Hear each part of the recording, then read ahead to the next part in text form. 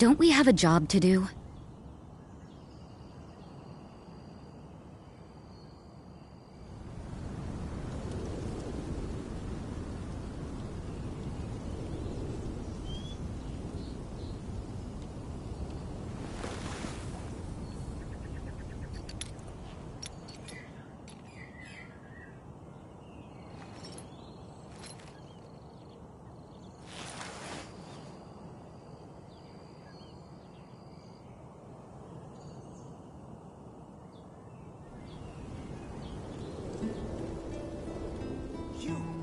Do you want power?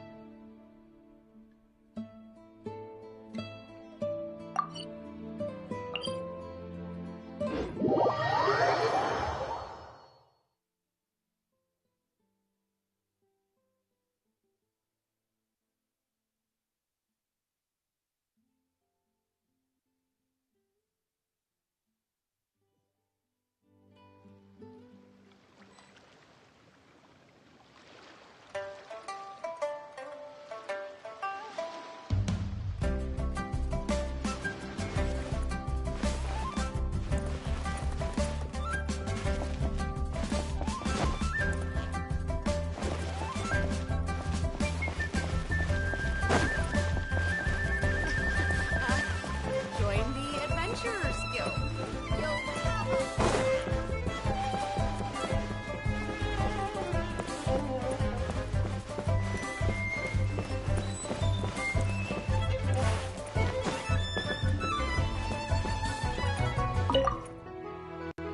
You finally returned. How was your journey to Jueyun Karst?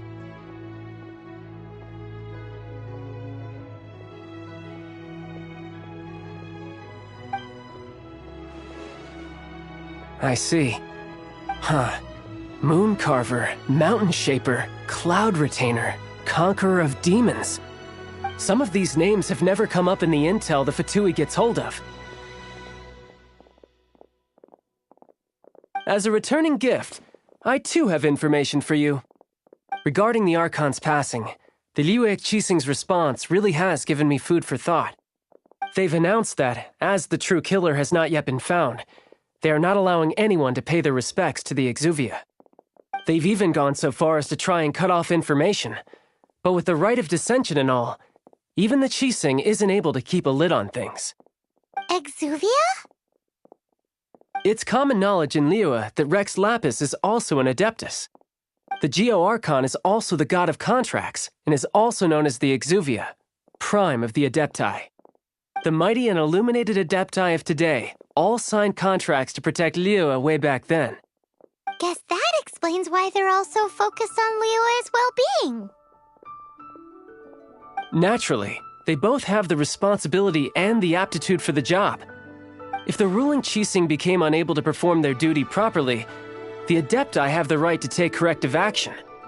The Geo-Archon's spirit has risen, so why would the Qixing hide his vessel? Truly suspicious. Oh, right! He's the whole reason we came here! If the Liyue Qixing has locked up Exuvia and won't let anyone near, then our quest to find the Seven is already over. Oh? You're trying to find the Seven? And just why might that be, pray tell?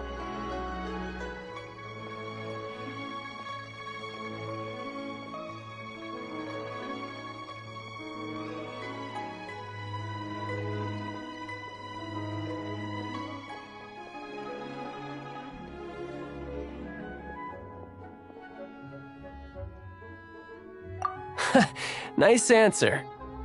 A knight that gets duped by the Fatui would really be no knight at all now, would they?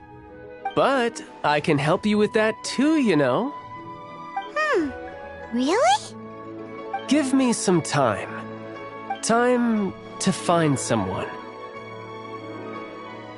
Someone who can help you break through this stalemate. Huh. Truly fascinating. The harder they try to silence the situation, the greater the chaos that erupts. If you want to be around to see it all come crashing down, best you stay alive until we next meet, yes?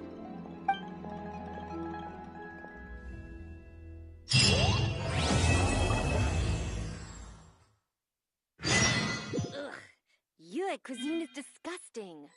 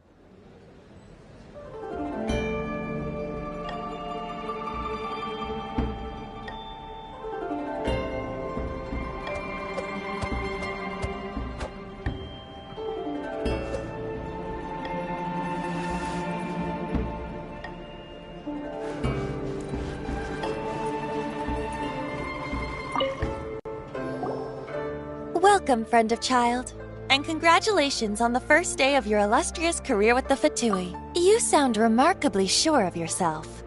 Remember, we are mere mortals. Our ideas are fluid like water.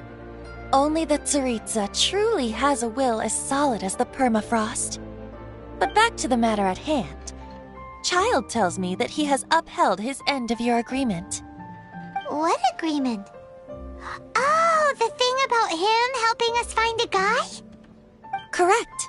Child promised he would find someone to break the stalemate, and the Harbingers do not break their promises lightly. Ah, where is that guy anyway? Child is currently at Lioli Pavilion. Oh, Paimon knows this one! Ahem. There are two styles of cooking in Liyue, known as Li style and Yue style. They have been competing for centuries, but neither has emerged as the clear winner. The flagship restaurant of the Li style is the Liuli Pavilion. The owner especially chose to open the restaurant at Feiyuan Slope so they could compete face to face with the Shinyue Kiosk, which is the flagship restaurant of the Yue style. Don't talk to Paimon like that! Anyway, Paimon's hungry. Let's get moving.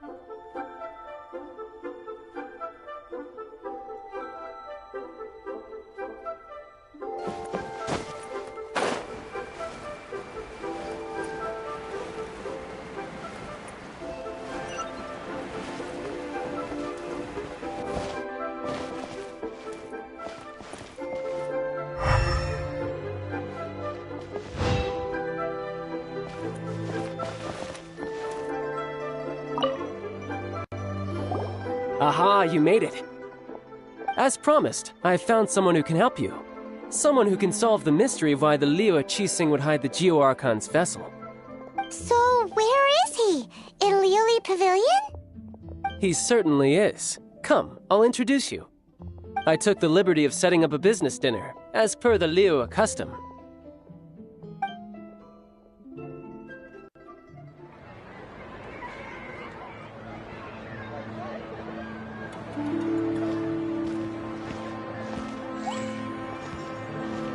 Welcome back, sir. You honor us with your patronage. Mr. Zhongli is awaiting your arrival in the room you booked.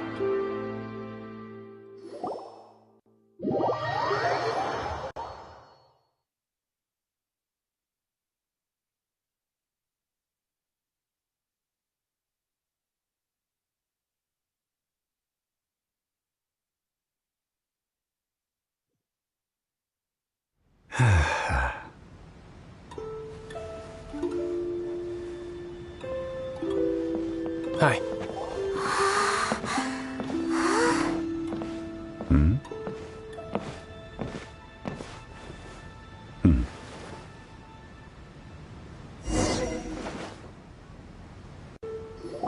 Allow me to introduce Mr. Zhong Li, consultant to an organization known as Wang Sheng, and a trusted associate of the Fatui. Indeed, Wang Sheng's line of work can be sensitive at times. Let's just say they understand when discretion is needed. And we, the Fatui, have always been glad to do business with friends who walk in the shadows. Walk in the shadows? It is an honor to meet you. I have heard tell of you from Mondstadt. Discretion? Shadows? Is Wangshan some kind of business involving dealing with people? Indeed. It is as you have guessed. The Wangsheng Funeral Parlor organizes burials. We ensure that those who pass on do so in peace. Huh? Did you think he was some sort of hired killer? The Fatui calls many such people friends, but well, they are still... I shouldn't say too much. In any case, I brought you to meet Mr. Zhong Li because... Because I can bring you to see Rex Lapis's vessel. What? Don't be so surprised. Sure, the Geo-Archon's body has been squirreled away by order of the Tianquan Ningguang. But first, let's hear what Mr. Zhong Li has to say, shall we? Rex Lapis may be the prime of Adepti, but he is ultimately an Adeptus. Many Adepti have left us over the millennia. This is the inexorable trend. The times have changed. You must have felt it too when you were at Jueyun Karst. As you have seen, the time of the Adepti is ending, and the time of mankind is slowly dawning. In years past, Liu's tradition was that a huge memorial service be held to mark the passing of every Adeptus. But this time, the Qixing have made no attempt whatsoever to respect this tradition. Yeah, the killer hasn't even been caught yet. Deicide or not, the concern of the Wangsheng Funeral Parlor is this. When the ritual to receive this god is so kingly, it is all the more egregious for his final send-off to go unattended to. Traveler, Child has told me a lot about you. Since you have had dealings with the Animo Archon, could I ask you to help me prepare the Geo-Archon's last rites? Well, if you really think about it, we don't have any other choice. Indeed, no amount of consideration can change this outcome. The Tianquan Ningguang has forbidden anyone from accessing Rex Lapis's vessel, which of course you would need to access if you were to achieve your goal of meeting all of the seven. Precisely. Only by participating in the rite of parting will you be able to see the form of Rex Lapis again. If we are agreed, come with me. We will speak of the details as we walk. All right, my bridge building work here is done. Turned out well, didn't it? You can go if you want to. Don't worry about me. I might just have a few more drinks and get acquainted with these things they call chopsticks in the meantime.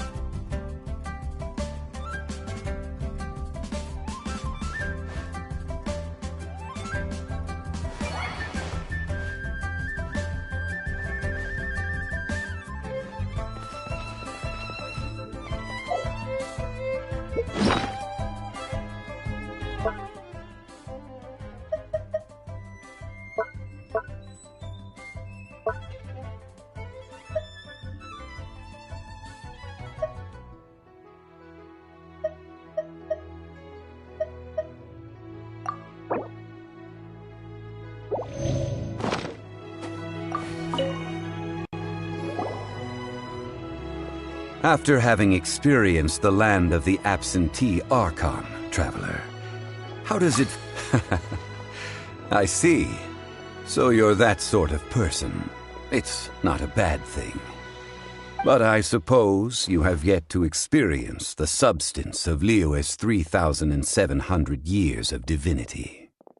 Organizing the rite of parting should prove to be an enlightening part of your travels. Liyue is the most prosperous of the 7 nations, defended by deities and ruled by the Qixing. As such, the diplomatic maneuverings of the Fatui have gained no purchase here.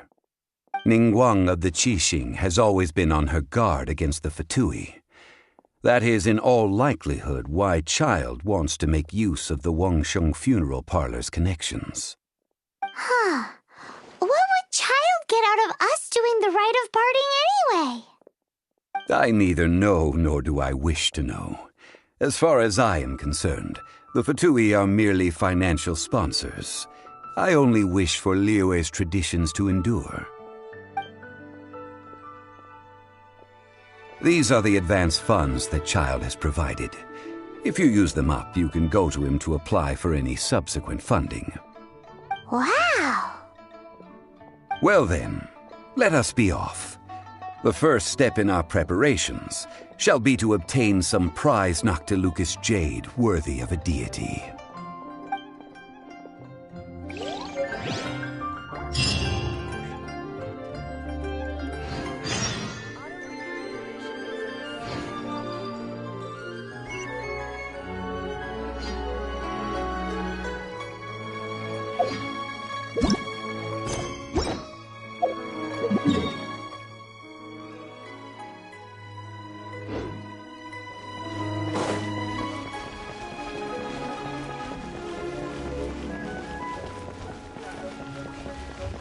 The key here is consumer psychology.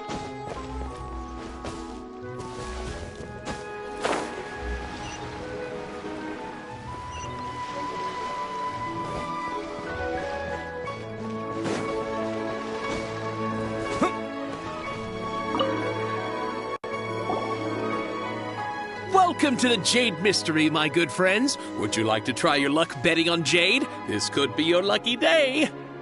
It's cheap and it's fun, and who knows, you just might strike it rich. Betting? No, we're here for... what was it again? Noctilucous jade, of radiant grade at the very least.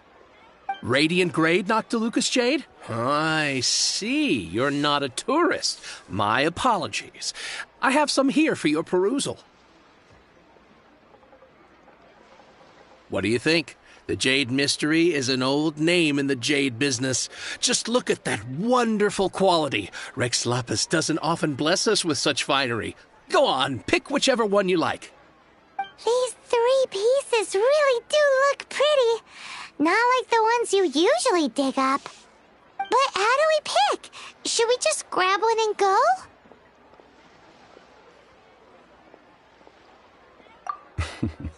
Very good. It seems you have learned some tricks of the trade. What do you think, Mr. Zhongli? How should we pick from these pieces of Noctilucous Jade? Oh? You want me to decide? That is fine as well. If it were me, the answer would be simple. Oh? And that would be... I'll take them all, boss. Oh, you act with such panache, good sir. I always knew you were not a man of ordinary caliber. Oh, wait, boss! That one didn't count!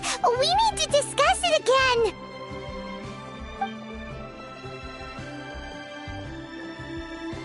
Hey! If we only need one for the ritual, aren't we wasting 3 times the Mora if we buy them all?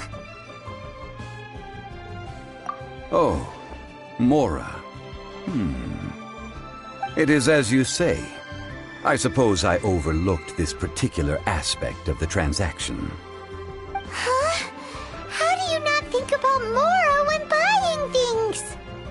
If one must always consider Mora before acting, then in all things one is bound by Mora. What? All Mora is currency, but not all currency is Mora. What?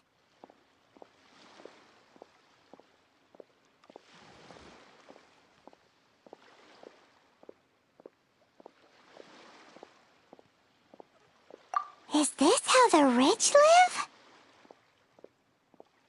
Well, he knows a lot about big money, but not a lot about big savings. No need to waver. Even when I am constrained by Mora, I have ways of working around my limitations. Evaluating the quality of Noctilucous Jade is indeed very tricky. As crude ore, there is little difference in texture, lustrousness, and internal pattern between good and bad jade.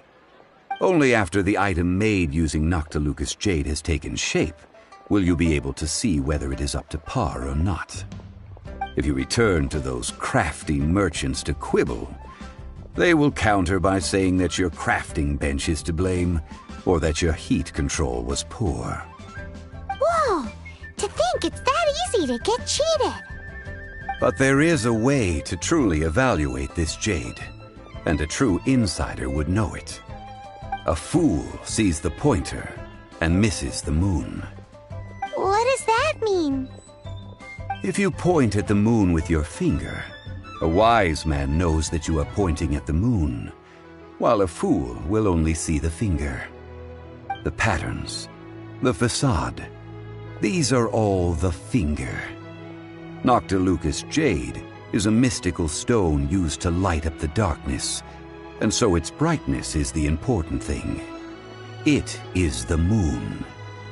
Noctilucous Jade of excellent quality would have superior pyroaffinity. In other words, the bluer and brighter the luster of the ore under high temperature, the higher its quality.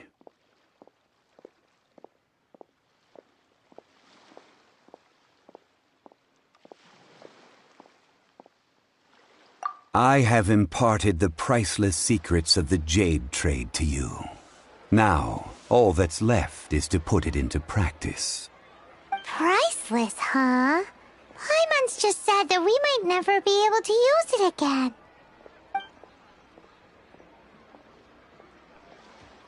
We're back to buy some rocks, boss. But can you let us burn them first? Burn them? You can't do that, my friends. If you were to do so, what would I have to sell?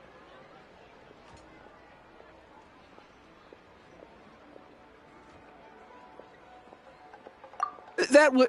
well... fine. As you wish, then. How about this? I can take a small sample of all three. I'll take a bit of a loss.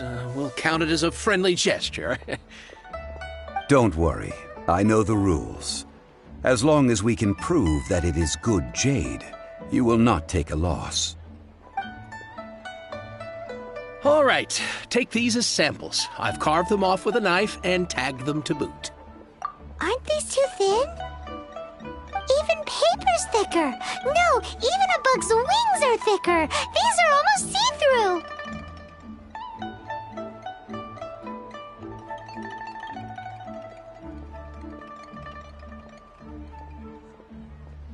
Stingy? I've already been very generous. Any more and you may as well have my neck. But wouldn't something this thin go poof if we held it to the fire? It can't be helped.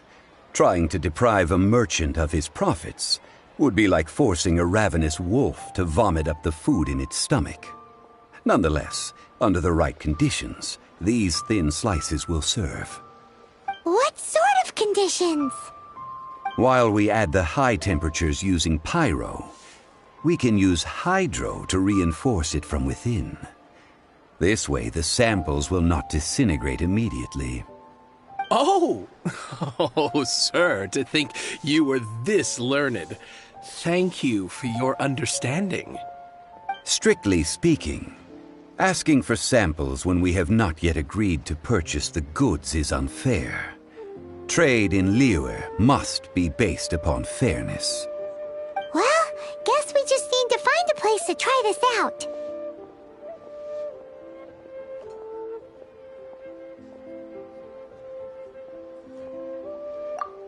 Oh, Paimon remembers! We once saw this big pot down at the Dada Upa Gorge in the camp of the hilly churls from the Meaty tribe. It's real sturdy and should be able to take the elemental reactions. Now, let's pack those samples up and make a move.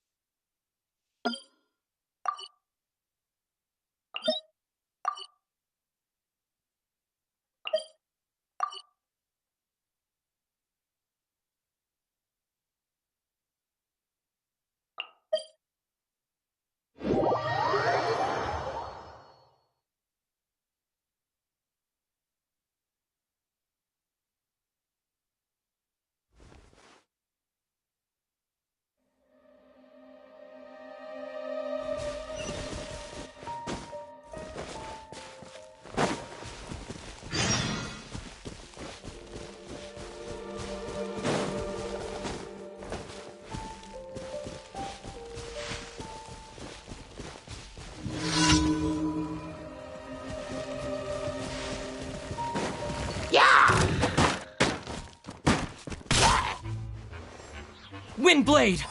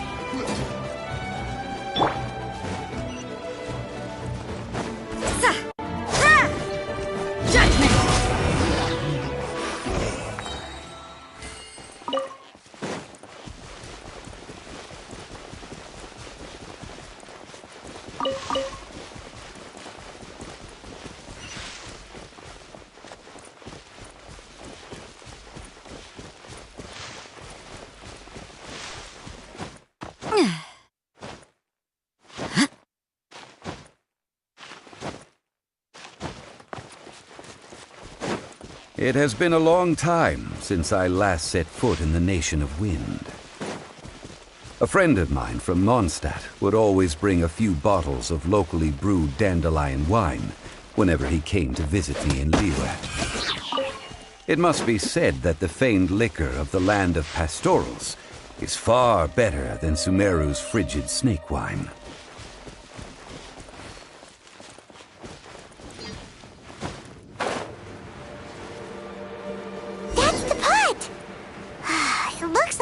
Trolls are still using it. It's a bit impolite, but we gotta cut the line.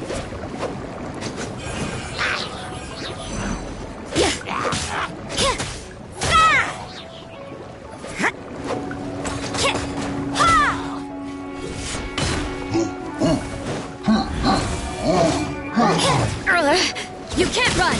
Shiver!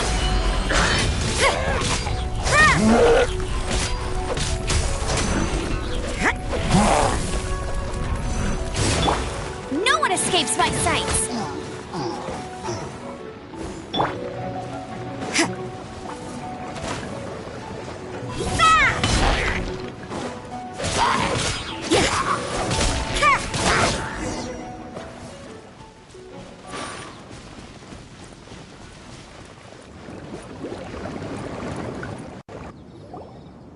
There's still soup in here! These hilly churls sure have big appetites.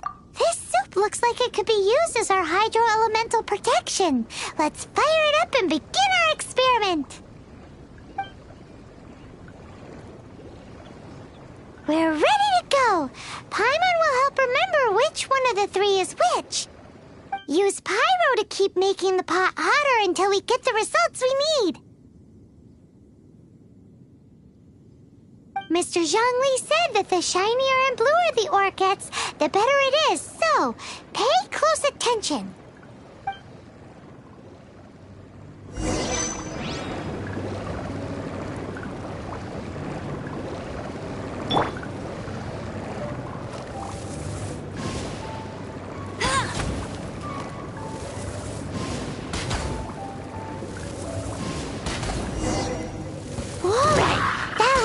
From the first Noctilucous Jade. Hilly trolls are surrounding us again. Were they attracted by the light? Such nosy neighbors. Let's take care of them and continue again after.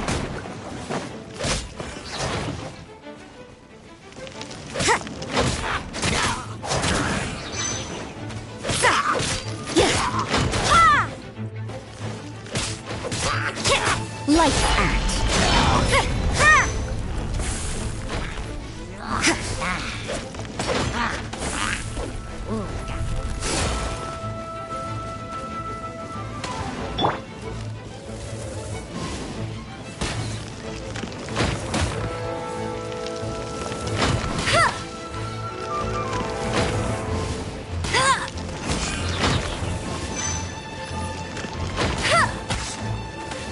Bet you can't keep up.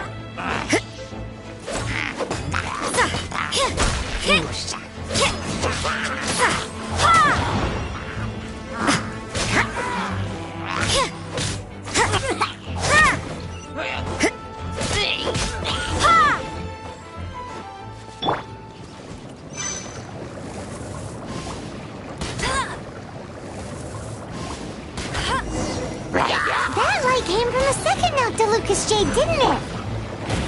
More hilly trolls. They don't give up, do they?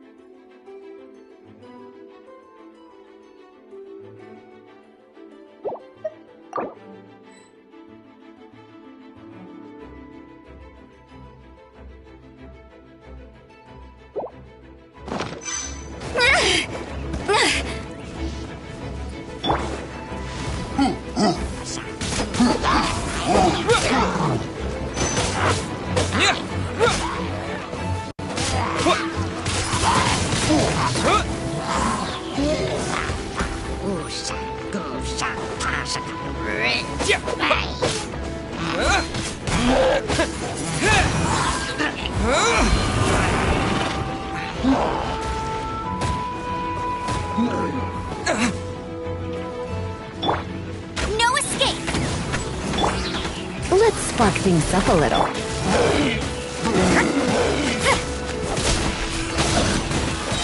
Yeah!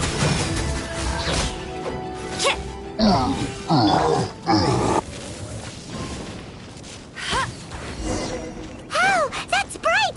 Too bright! That was the third Noctilucous Jade, wasn't it? It was so much shinier than the rest. Let's go with that one. Let's head back to the Jade Mystery to buy some jade, shall we?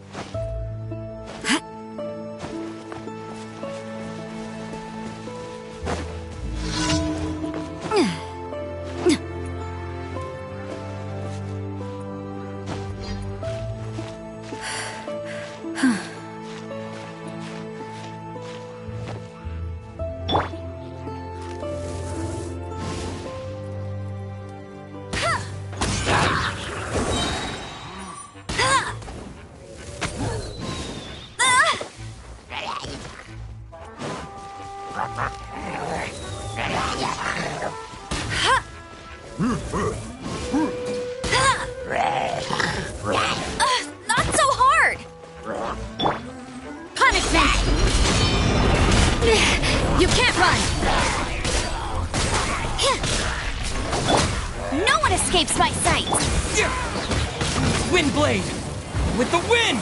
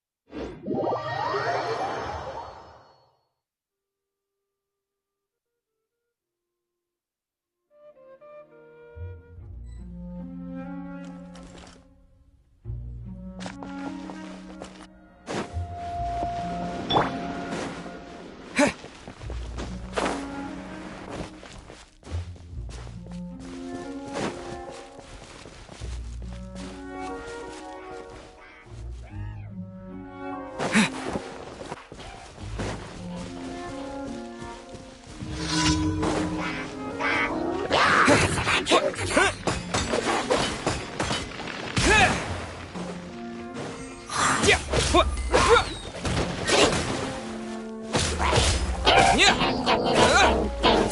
blade!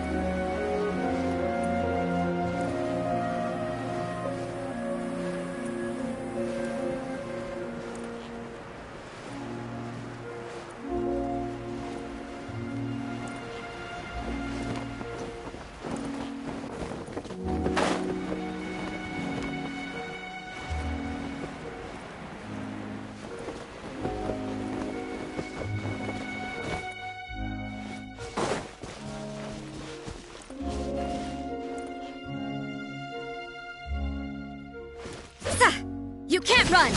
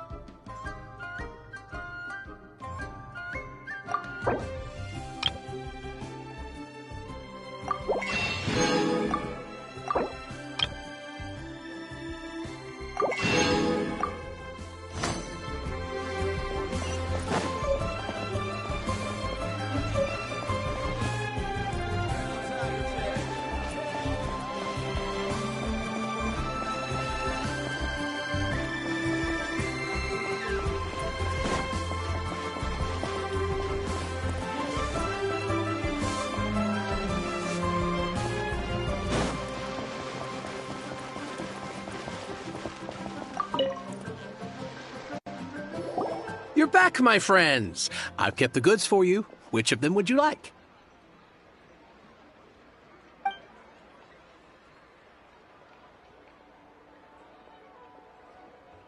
Huh? No, it wasn't that one. Paimon remembers that it wasn't very bright. Think a bit harder. Exactly. That's the one Paimon remembers too. No problem. If you have your eye on this one, you can have it. Then we'll take a box of the third type of jade. Done. All the same, and pardon me for asking, but I'm curious.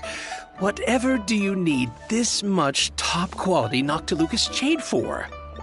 I suppose it would not hurt to tell you. We need them to make implements for the rite of parting. Parting? Oh, dear. I'd heard the rumors, but had given much thought to them. This means that Rex Lapis really is... Oh, it's hard to believe. Even though the Jade Mystery has been in decline, we have always been under his protection.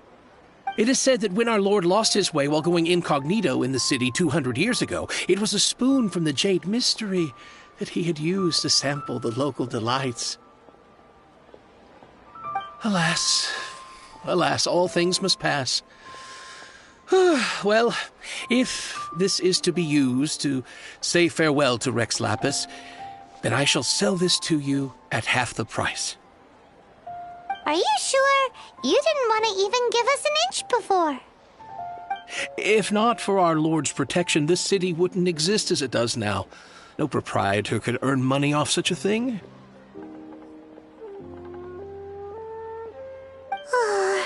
I'm sure Rex Lapis will feel your sentiment, boss. In the safe hands of the Liu Chising and good honest merchants such as yourself, I for one believe that Liyue will continue to prosper as it always has done. All right. Thank you, my friends. What's with me getting all sentimental like this? I'll practically be giving away all my fortune at this rate. Now that we've made our choice, let's take this Noctilucous jade back. Hey, wait a minute. He said it was half price, not that we could leave without paying. Oh, right. I'm sorry.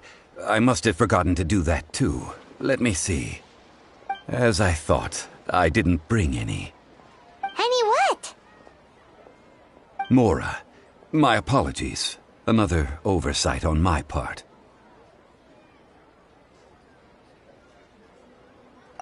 Oh, that won't do. This isn't some small sum. Oh, wait! Didn't Child give us some advance funds earlier? That's a relief. Have a look, boss. Is it enough? It's fine.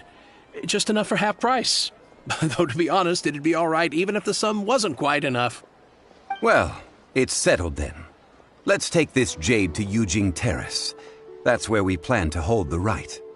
Look at you bossing everyone around. You didn't cough up a single mora. I will do my best. You have my thanks.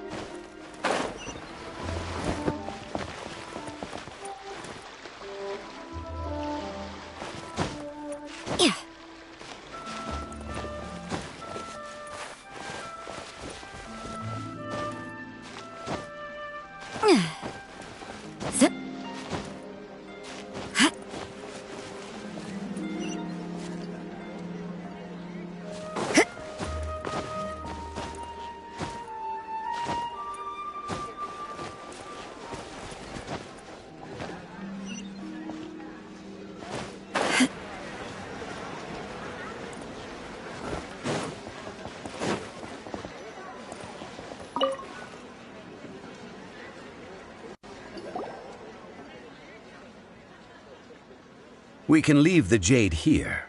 I have already called for a jewelsmith to shape them into the implements that we will need. Ah, yes. I have yet to go and see Child.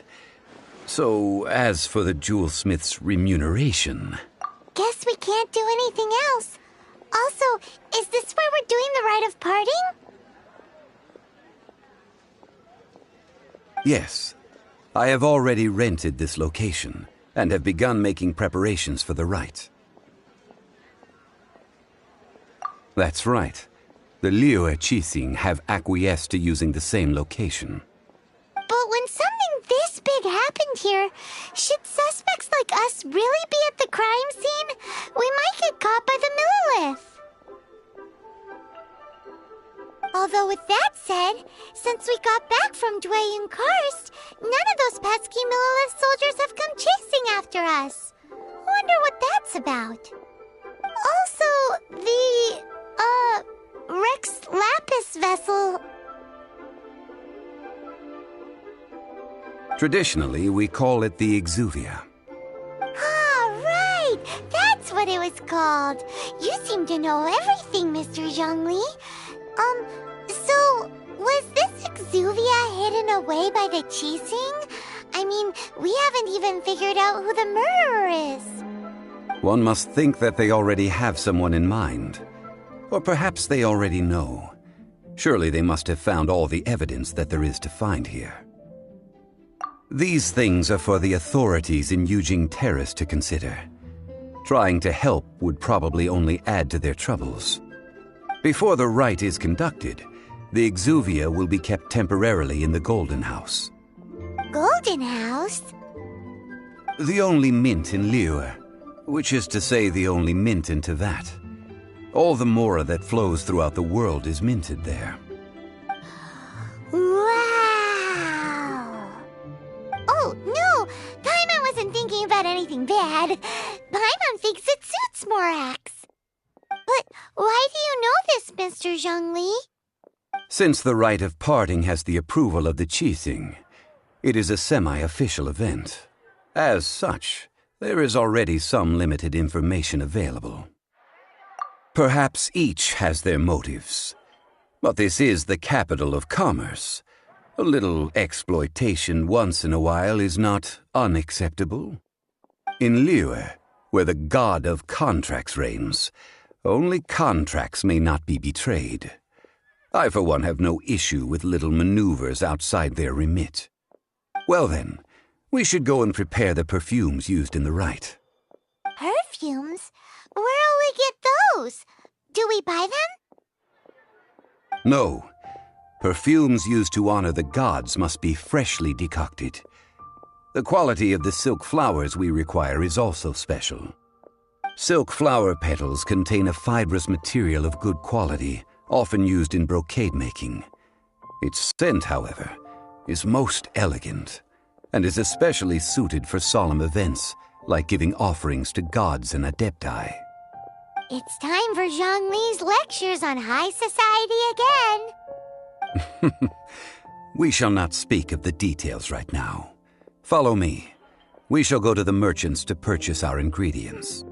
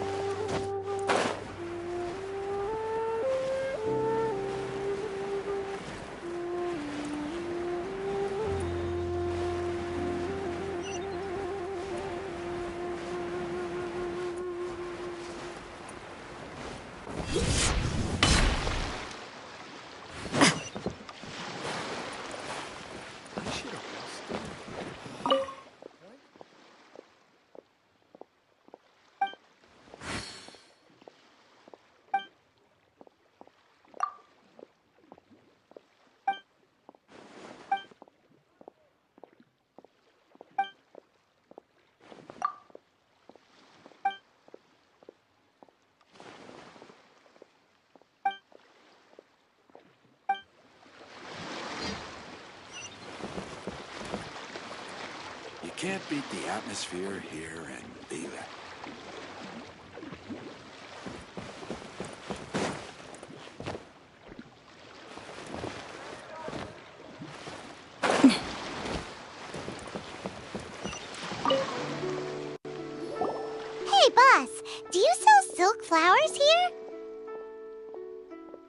Silk flowers? We certainly do. Which kind would you like? Which kind? The good kind? The best kind? Remind Paimon what kinds there are again.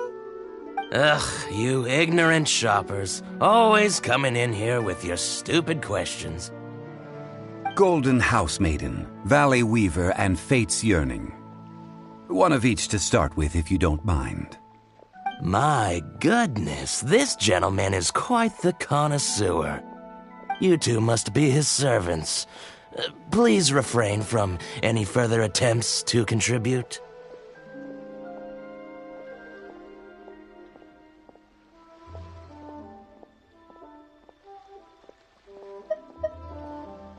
I'm sorry? Ah, yes. We've met before, haven't we? Sorry, traveler. I shouldn't have spoken to you in that tone. Now then, please peruse at your leisure. Do let me know if you have any further thoughts. Silk flowers exhibit different properties based on how their environmental conditions differ from their ancestral habitat. Nevertheless, these are fine specimens, excellently preserved. Just look at the abundant foliage here, and these stamens, glamorous as a maiden of the Golden House.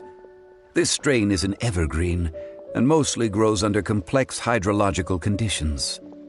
By contrast, this variety thrives in any dark, damp location, often in large clusters.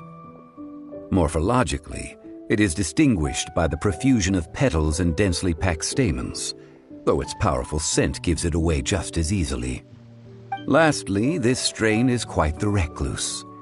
Unlike its exuberant cousins, flowers and foliage are minimal, and when in season, it has a subtle yet enduring scent. It was first discovered by the ancients when they scaled the mountains in search of the Adepti.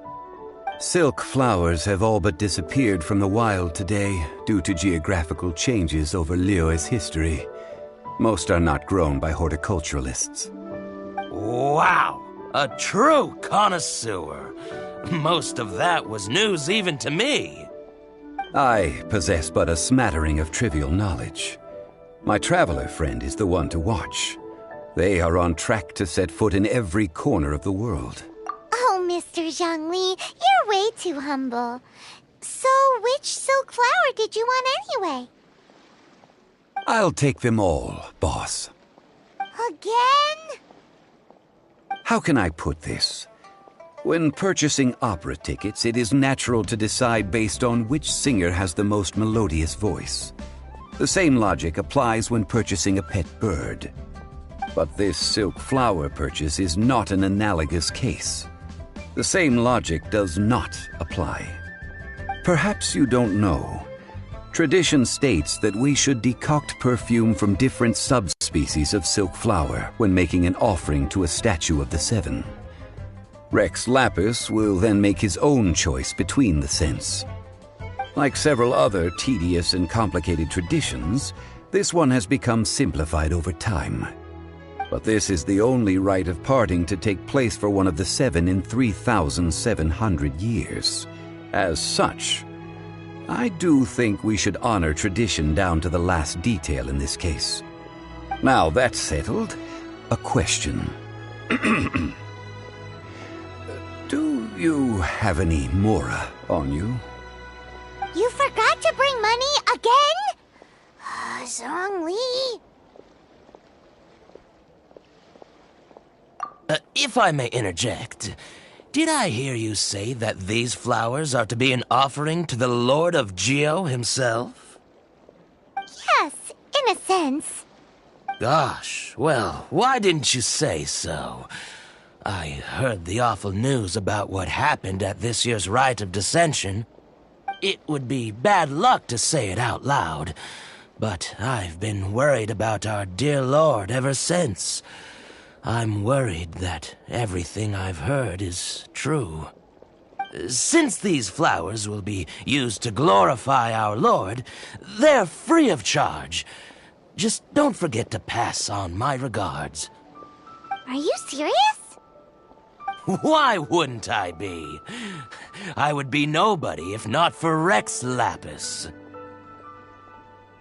If he hadn't written those poems in praise of my wares, they'd only be worth a fraction of what I can sell them for today. Huh.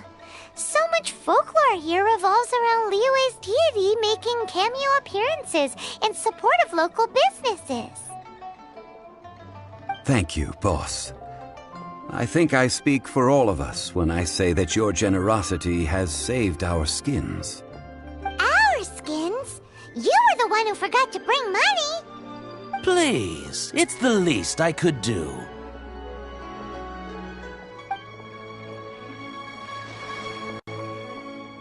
So, now that we've got the flowers, how do we make the perfume? Ideally with the help of an expert. Unfortunately, none of my acquaintances have personal experience in the art of decoction. Talk about first world problems. Hence, I need you to help by asking around in the city. Try the common folk, especially women. So this time we get to go around town looking for nice-smelling ladies to talk to? Paimon likes this job. I will wait for you near the Statue of the Seven.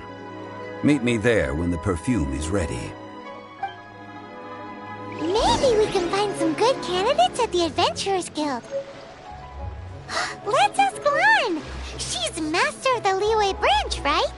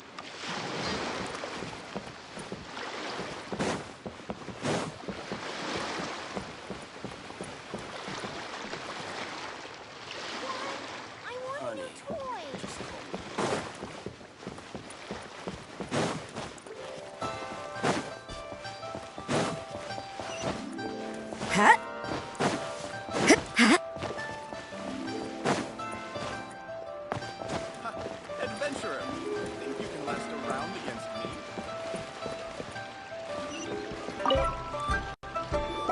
Lan, we need to ask you for a favor. I stopped accepting commissions a long time ago. Sorry, you two, but you'll just have to ask another adventurer. Oh, it's not that kind of favor. It's just a teeny tiny thing. Wow. Just wow. I'm just going to assume that you're either joking or being sarcastic. To be fair, I put a lot of effort into my appearance for someone who spends all their time in the great outdoors. But I smell great? Don't be ridiculous. Well, Paimon thinks you smell amazing. So come on, Lan. What's your secret if not perfume? Now that you mention it, yes, there is something. What is that scent? Oh, it must be from the Genshin flowers I picked on the way back. I forgot I still had them with me. Aha! The truth is out. Lan's got a soft spot for wildflowers. No, they were for medicinal use only. Anyway, this is a pointless conversation. If you want to know about perfume, try talking to Chi-Ming. The fortune teller, right? Paimon remembers she smells pretty good. Thanks, Lan. See you around.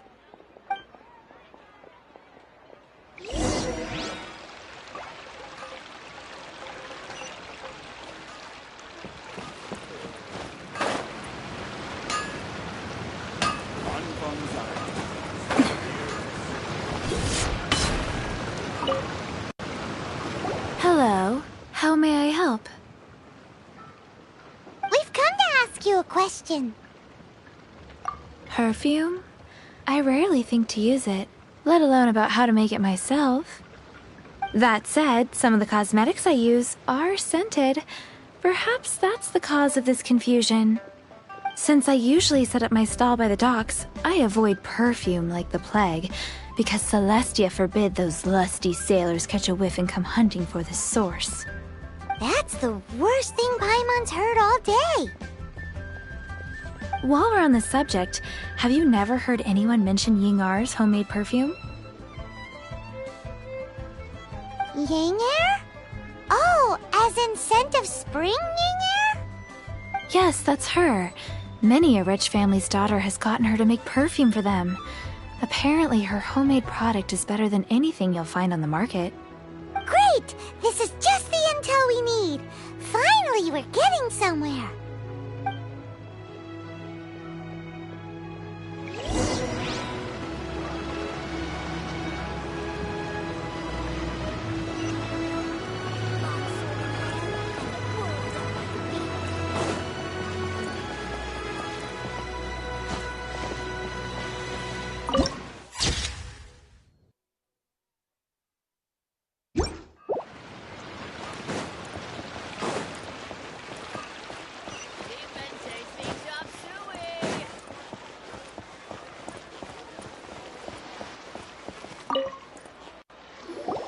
Well, hello. You found me at last. I've been waiting for you. What? How did you know we were coming? Oh, I heard a rumor about a couple who were snooping around town looking for a sweet-smelling lady. Actually, I was starting to worry you wouldn't find me. This is the ultimate test of my appeal, after all. Snooping around? Why are you making it out like we're bad people? What can I say? People love to talk. Maybe you ought to be more discreet in the future if you don't want word to get around. Relax. I know why you're here. You want to get your hand on my homemade perfume, don't you? What kind would you like? 3 in one go. My goodness. You have extreme tastes for someone your age. Maybe the rumors I heard were true after all. You're on the prowl and need some sweet-smelling ammunition. Is that it? Is that the best you could come up with? Even if you were genuinely offering perfume to a deity, that doesn't explain why you'd need 3 kinds. Sorry, your story just doesn't hold water. Zhongli was right. People don't remember this tradition anymore. As one of my favorite poems goes, "O cherry tree, begrudge not thy blossoms as they are deflowered in the spring, for come winter, even thy sturdiest wood shall wither." That went over Paimon's head a little. In short, I'm happy to help. Traveler, so, where is a good place for making sweet, sweet perfume? You mean Wanmin Restaurant? Good choice. Let's go. I can't believe the well got polluted. Adventurer, think you can last a round against me? Try something new at the Wanmin Restaurant. I've had a word with Chef Mao. We can start work now. Are you ready to please me? What did you say? I meant make me proud. As my assistant, obviously. While I'm setting up, you can go and fetch some water.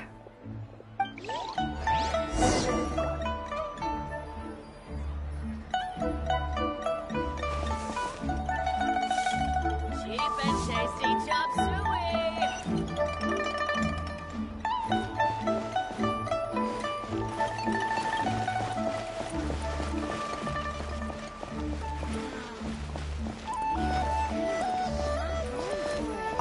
Try something new at the Wanmin Restaurant. Cheap and tasty chop suey.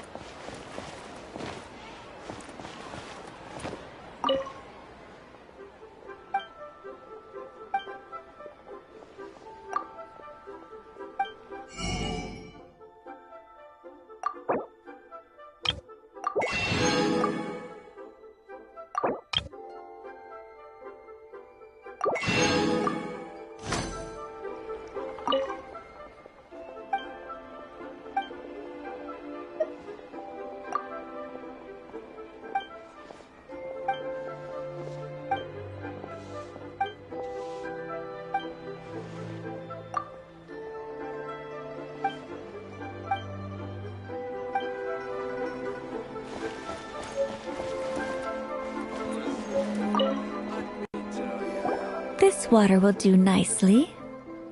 Now, I need you to extract the silk flower essence using a crafting bench. Perfume making uses an altogether different technique from alchemy. Here, let me teach you. Very carefully, take hold of the mortar and pestle. Gently does it. You need to keep your wrist firm so your hand doesn't slip. Now, use your strong hand to stir it with a persistent rhythm. Keep going until the... Ooh, you're a natural. Like a fish to water. Now, take these and try it out on your own using a nearby crafting bench. Don't forget to do all 3. They look visually identical during the essence extraction process, but I will put them into separate containers when the perfume is ready.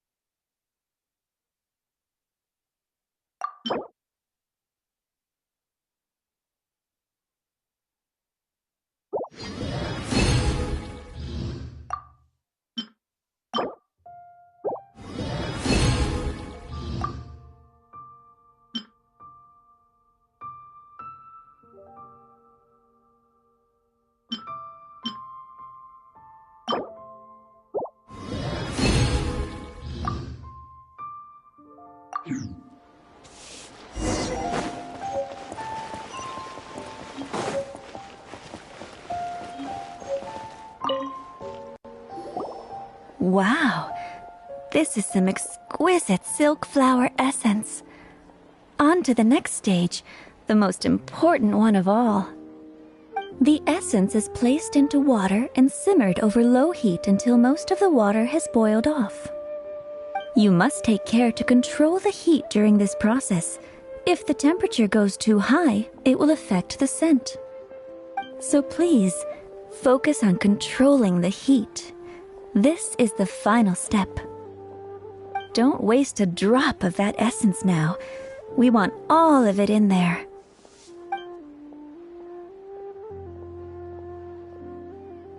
All 3 perfumes are ready. And you, my friend, were a wonderful assistant. A testament to the lengths you will go to for romance. It's so rare to see nowadays. Wow, you actually remembered my throwaway comment. You know, you're cuter than people give you credit for. If I didn't have my guard up, I can see how easily one could be taken in.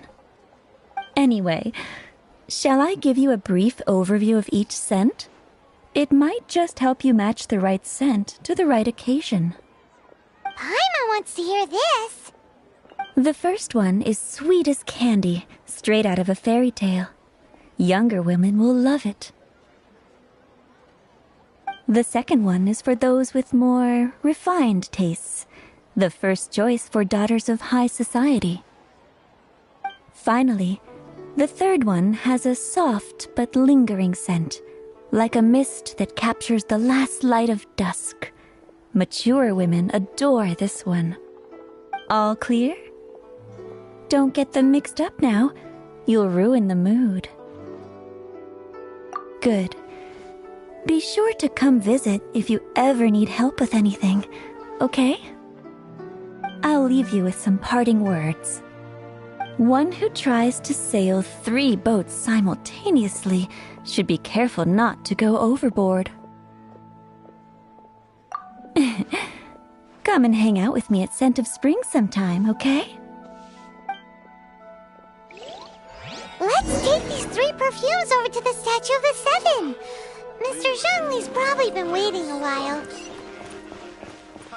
Adventurer, you can rest around against me?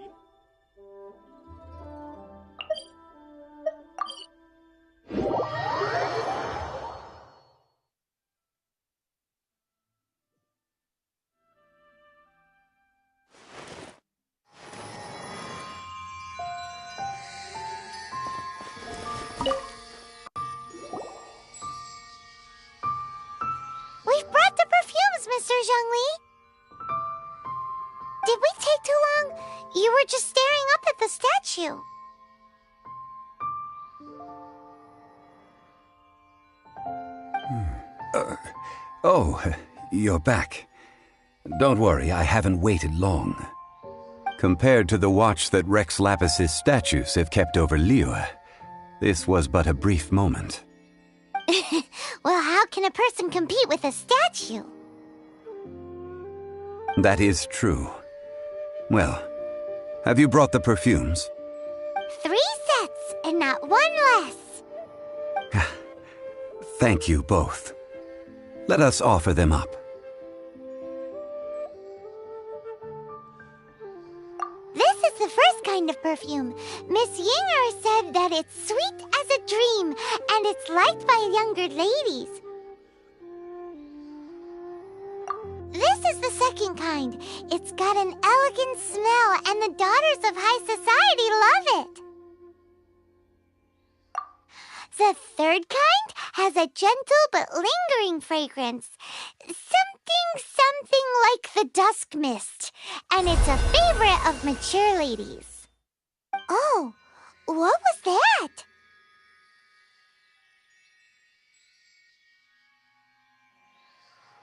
That's the one older ladies like, right? Does that mean that Rex Lapis is actually an older lady?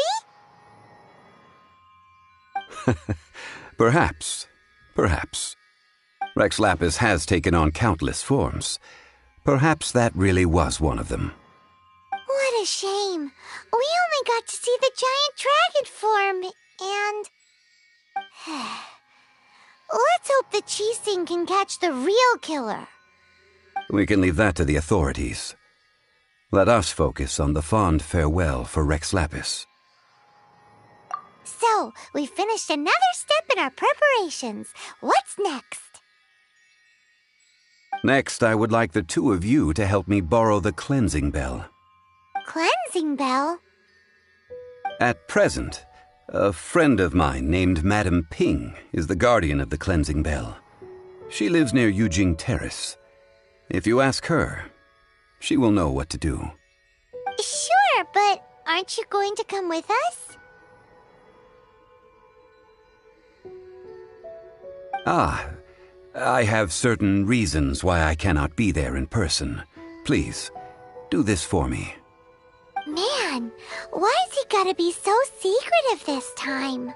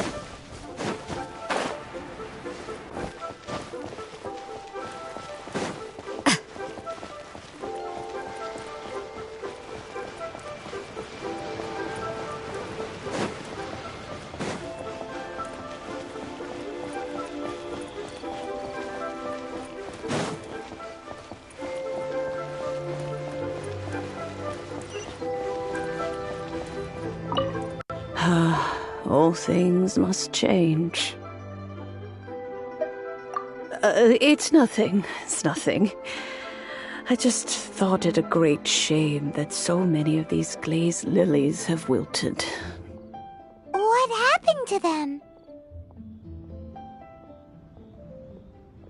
Back in my day, people said that glazed lilies can read human hearts. If they heard beautiful sounds like laughter and singing, they would also bloom joyfully.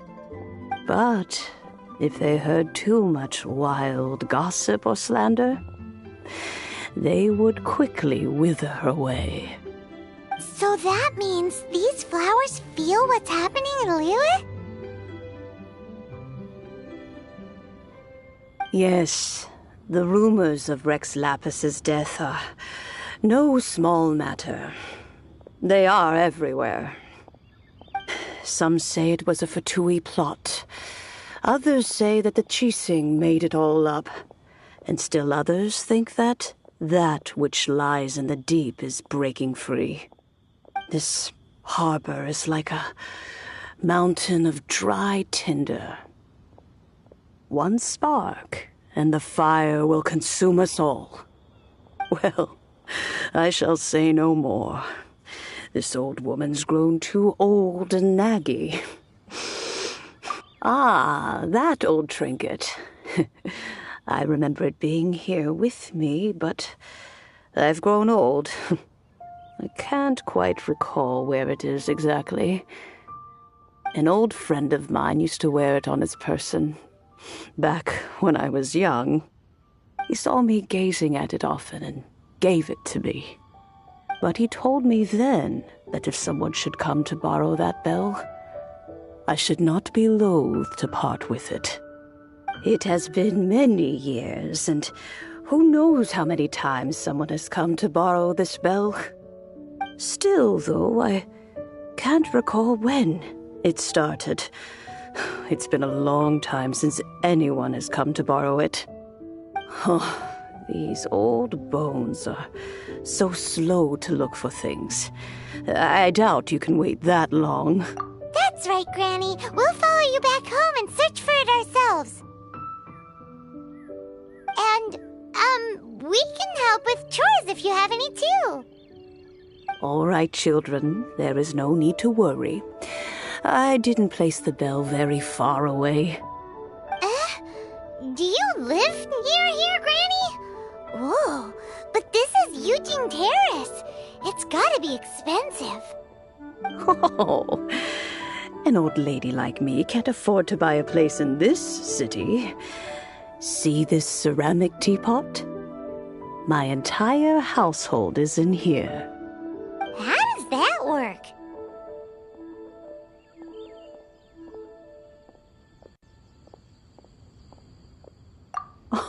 Oh, youngsters. I simply mean that the bell is somewhere inside this teapot, and you are quite welcome to borrow it, if you can find it.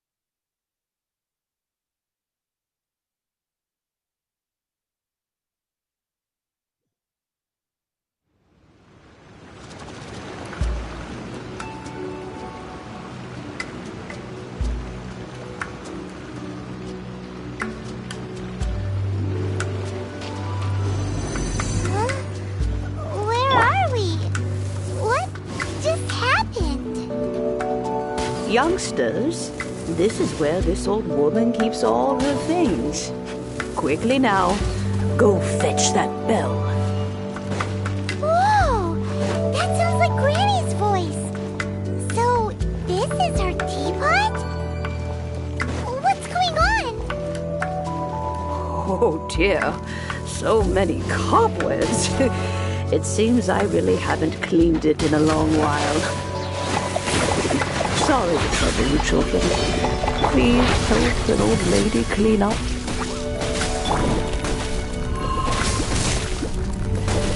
Disappear!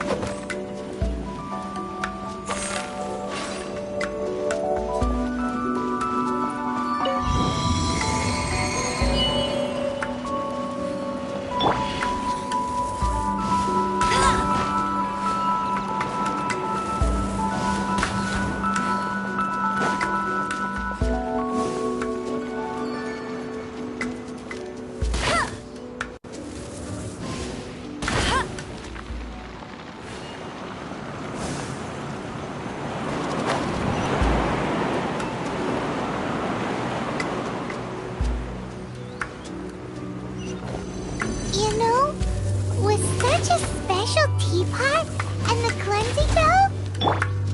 Do you think this old granny could also be an adeptus?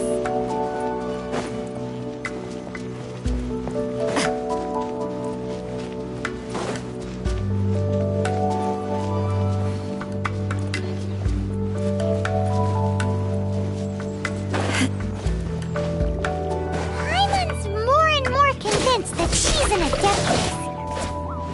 But don't they all live in Chilean Karst? Why would she stay in the city?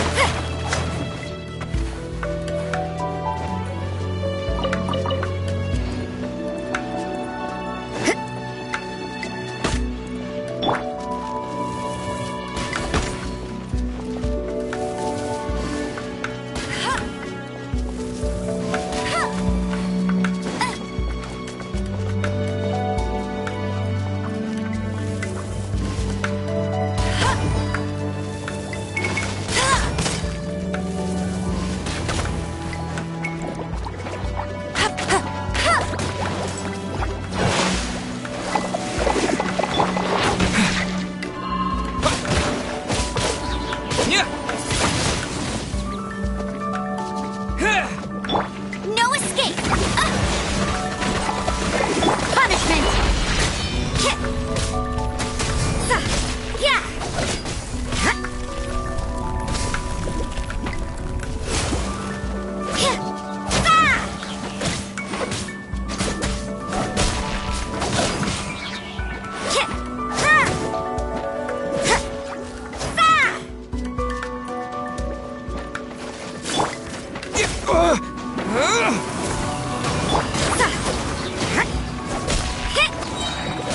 Shiver!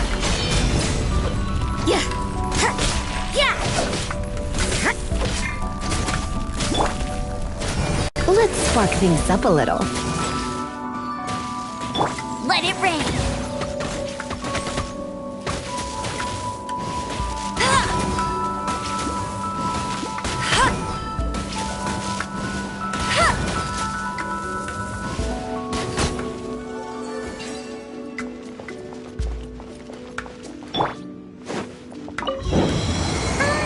How many levels does this teapot have? It would be nice if we had one of these too. Or at least we wouldn't have to camp outside.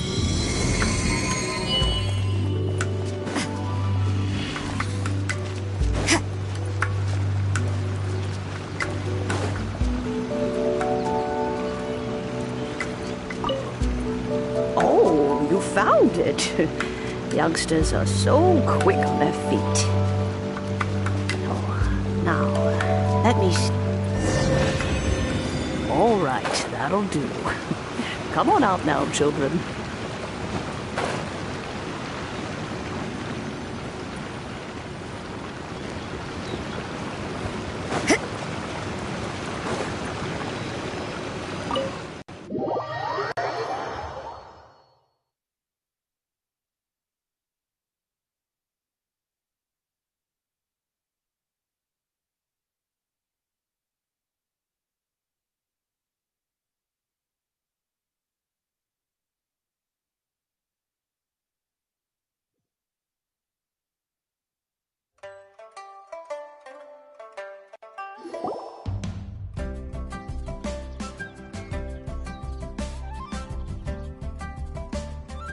Oh, in and out in no time. You youngsters really are quick. An adeptus. Oh, I haven't heard anyone say those words in earnest for a long time. As to whether I am one or not, child, surely you already understand. Paimon kinda knows what you mean, but is also kinda confused. Are you really giving us the bell just like that, Granny? Don't you think it's weird? Something's just happened to Rex Lapis and then we we come running up asking for it? Oh, don't be silly. Liyue Harbor has been through a great deal in its history. In that time, it has seen the departure of countless Adepti. But no matter what, we have always performed the rite of parting first before any other matters. To cry, "Catch the murderer," at the top of one's lungs, but ignore the rite of parting. That, to me, is what is wrong-headed. Now that you have come to borrow the bell, I guess that perhaps an old friend of mine has finally decided to take matters into their own hands. So, why would I be unwilling to lend you the bell? Oh? Well, if it came to that, they would find a certain old lady knocking at their door. We haven't met in a while anyway. It would be nice to share a drink and chat. Well, you must have things to do. Since you have the bell, you should return. Oh, and do tell the person who sent you that if they have time, they can come over for tea. I don't have much to offer, but you can always count on an old lady for a pot of tea. We will. Thanks, Granny.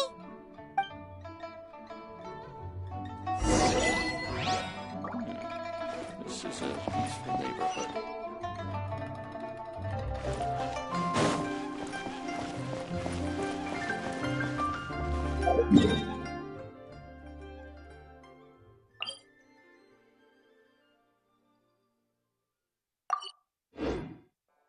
Please be mindful of your personal safety.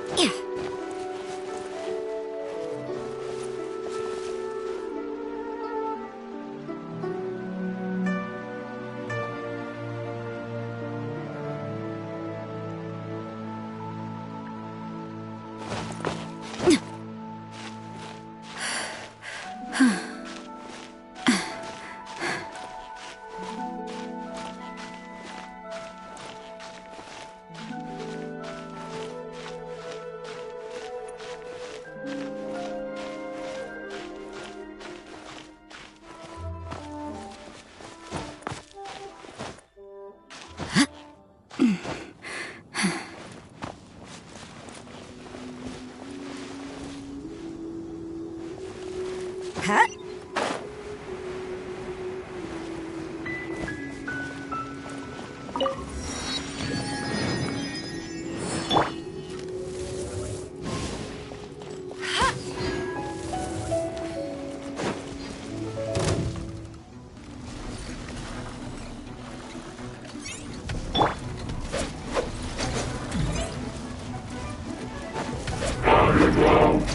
So you know your stuff, huh?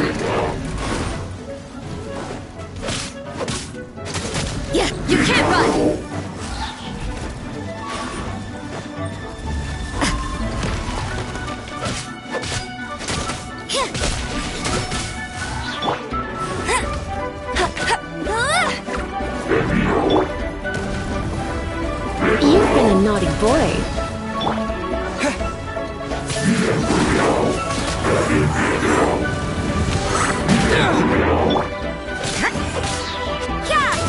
Punishment!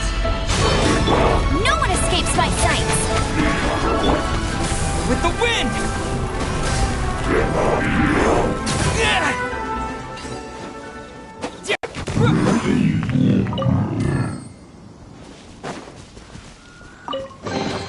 A reward on the road.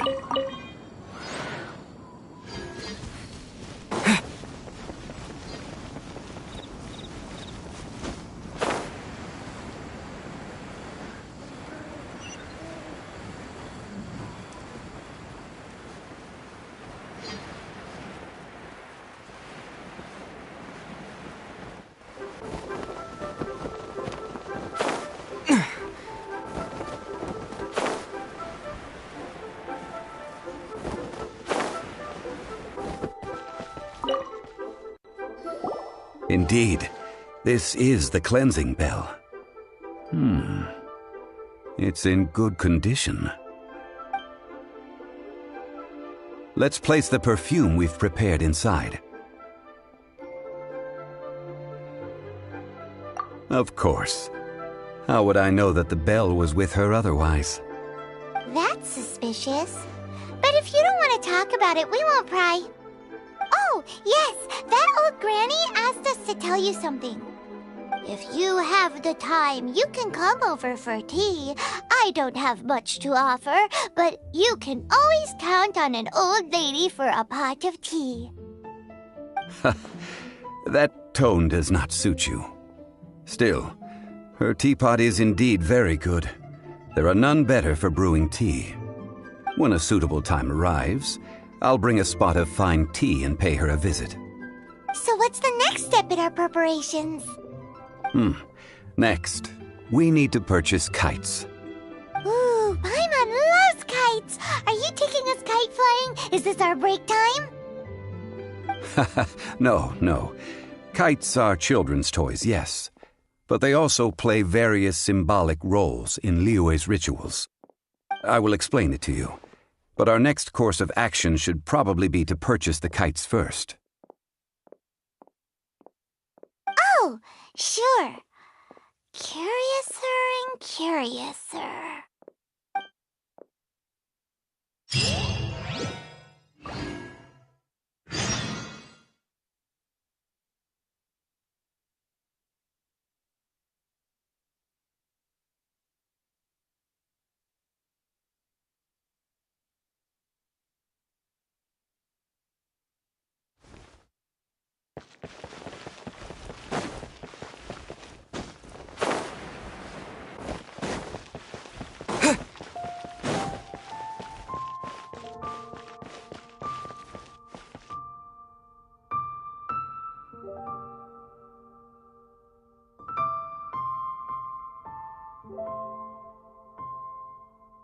Please be mindful of your personal safety.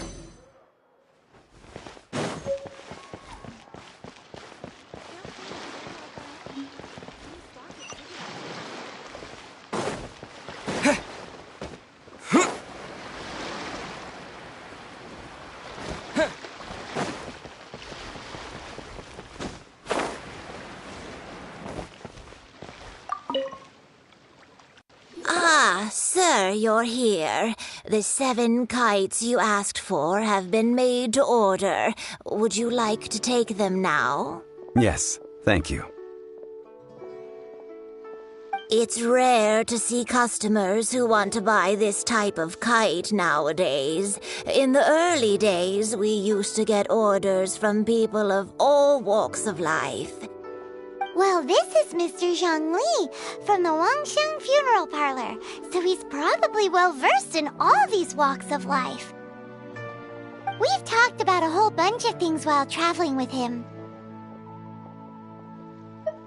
He seems to know Liyue's favorite topics, money and government, really well, but he likes talking about less useful topics instead. Well, that's because I prefer to share fun things with you. Children's toys are very fun things, that's for sure. I enjoy watching the children at play as much as anyone else, but there is more to it than that. Finely crafted toys are well loved by children, but this craft itself has been honed over thousands of years, and there is meaning behind that. I have made kites in Liyue for 40 years, and I am intimately familiar with the forms passed down from my ancestors. The meaning of these 7 kites is far from banal. Indeed. These are decorations used in the rite of parting. The 7 kites represent the 7. I took the liberty of coloring outside the lines when doing the insignia of the Animo Archon. As for the kite that honors the Geo Archon, one must follow the contract given right down to the last letter. These patterns are ancient, and you can also find them in the Golden House. Ah, Paimon's heard that name before. Huh? The design of this kite displays a firm grasp on the cyclicality and eternity so dear to the Electro Archon. These markings of tree and leaf pay due honor to wisdom and the passage of time. All this on a single kite. Truly astonishing. Justice flows across the surface of the waters. War rages like a flame. As does that which the Cryo Archon once... Yes, these details are masterfully done. The compliments of a learned man truly are pleasant. Well then, Granny Shen, I shall take these back with me. As for the payment... Well, allow me.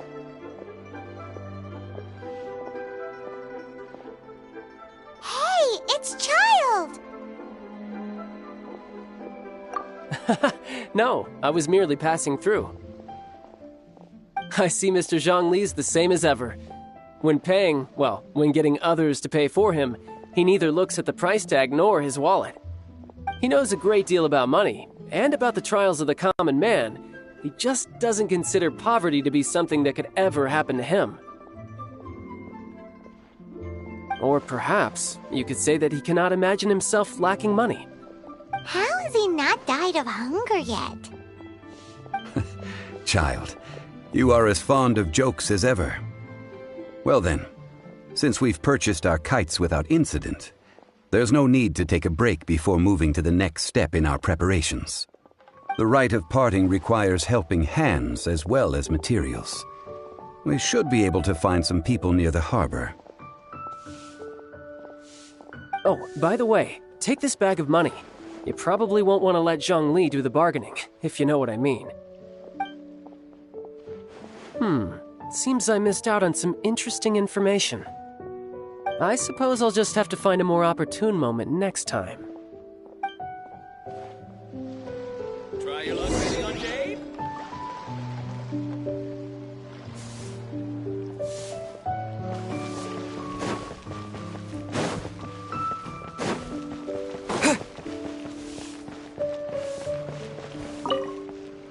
Oh, help?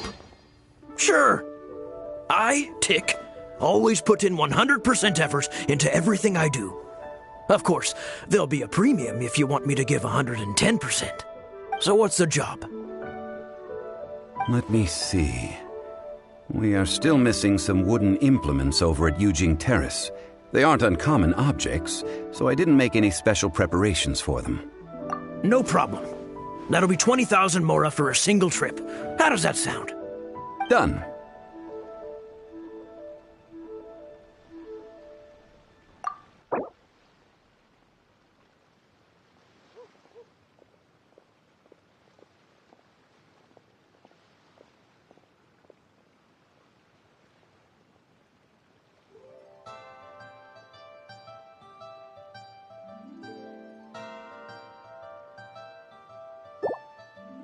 Oh, you're a straight shooter, huh? We have a deal.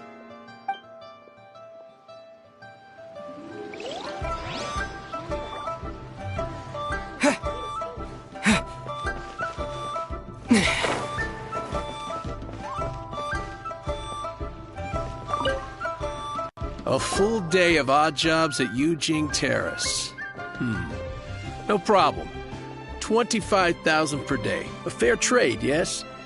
Whoa, that's expensive. Could you give us a bit of a discount on account of the whole Hero of Mondstadt thing? Hero of Mondstadt? Never heard of them. Well, you may never have heard of this hero, but it seems you've heard of Mora nonetheless. Thus, I will simply pay the whole sum.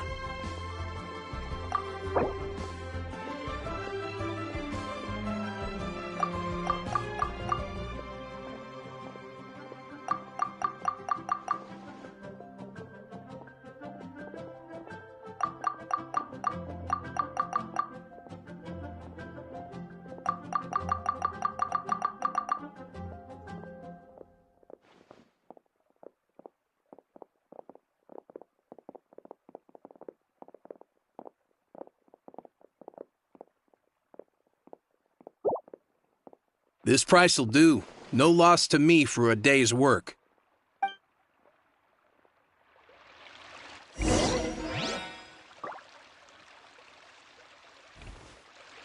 Try something new at the One Mean Restaurant.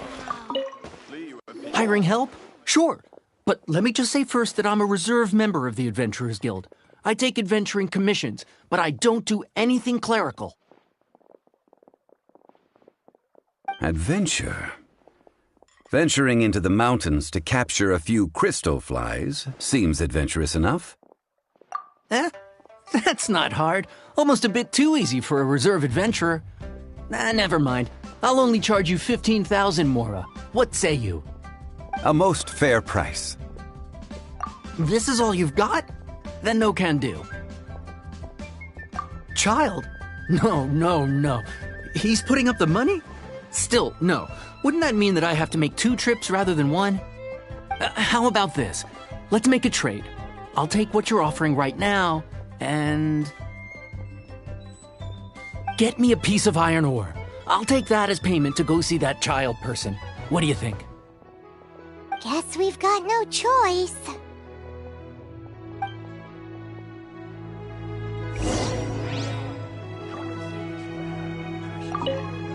Have you brought the goods?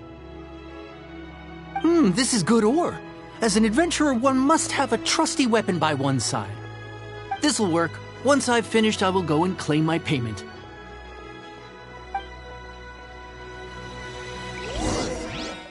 Let me tell you how it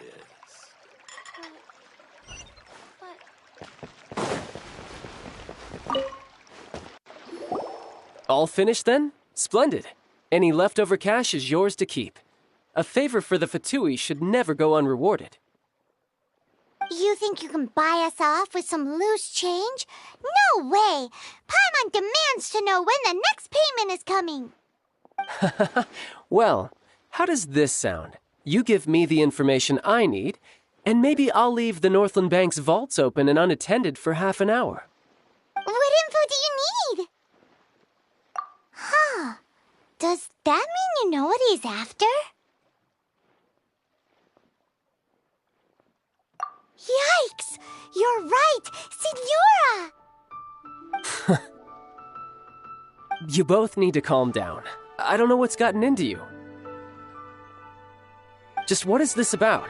The atmosphere got so tense all of a sudden.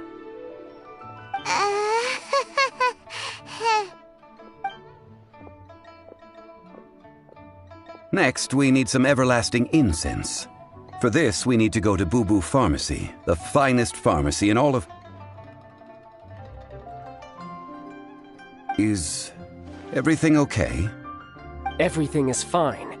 I was just informing them that they need not return the surplus Mora. Now, if you'll excuse me, I must be going. Paimon definitely felt like Child wasn't happy with us just now.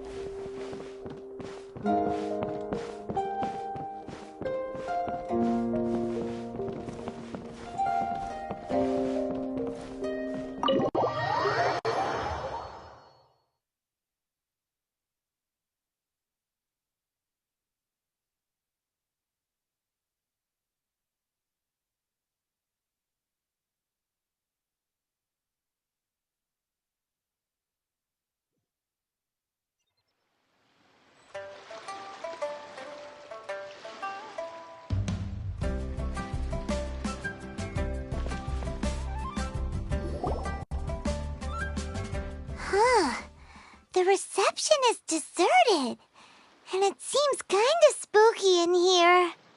Hello? Is anybody there? Welcome to Boo Boo Pharmacy. Huh? Did you hear that? Where did it come from? The reception, it seems. How about you go check it out, and Paimon will bring up the rear.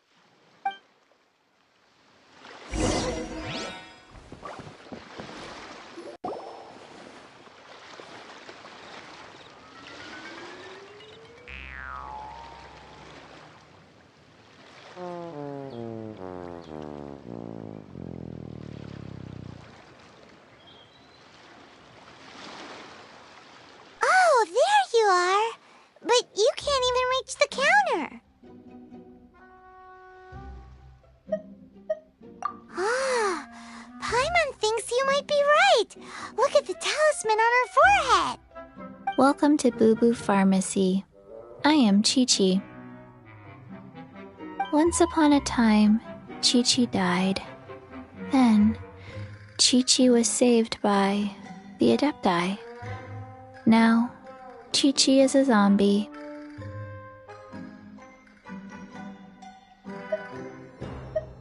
Something like this would be unimaginable in Mondstadt. Hello, little girl. Do you sell everlasting incense here? Excuse me, sir. Did you bring your prescription? Surely no prescription is needed to purchase everlasting incense. It's not a controlled substance. Chi-Chi can get your medicine, but only if you show Chi-Chi your prescription. These are Chi-Chi's orders from Chi. Zombies are limited to acting within the confines of their orders. And somehow in this case, the zombie issues her own orders to herself. My dear Chi-Chi, we didn't bring a prescription, I'm afraid. But we do hope that you can still help us find some everlasting incense. Okay then. How did you manage that? But Chi-Chi helps you. You help Chi-Chi. Only fair. Since when do customers need to do favors for customer service staff? Never mind. Just think of it as a peer-to-peer transaction. That way everybody wins. Sometimes in Liyue, the art of the deal is simply about victory via mental gymnastics. Go to Mount Tianheng, find the Guizhong Ballista, and hunt a cocoa goat. Please and thank you.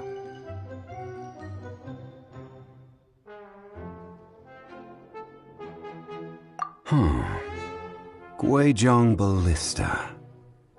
I have heard of this device before. It's a kind of crossbow turret, installed on Mount Tianheng by an adeptus in the distant past, an early mechanical device. Located in Tianheng Pass, it was designed to automatically fire at large monsters, protecting Liyue from external threats. Mr. Zhang Li really knows Liyue inside out. Apparently not quite. This is the first I have ever heard of the cocoa goat. The cocoa goat is a legendary animal, an adeptabeast. Did you want to add anything else, or...? No, just that the cocoa goat is a legendary animal, an adeptabeast. What it looks like, don't know. Where to find it, don't know either. Where it came from, also don't know. Very well then. Let's start by investigating near the Guizhong Ballista. Perhaps we will find some clues. What the heck is a cocoa goat?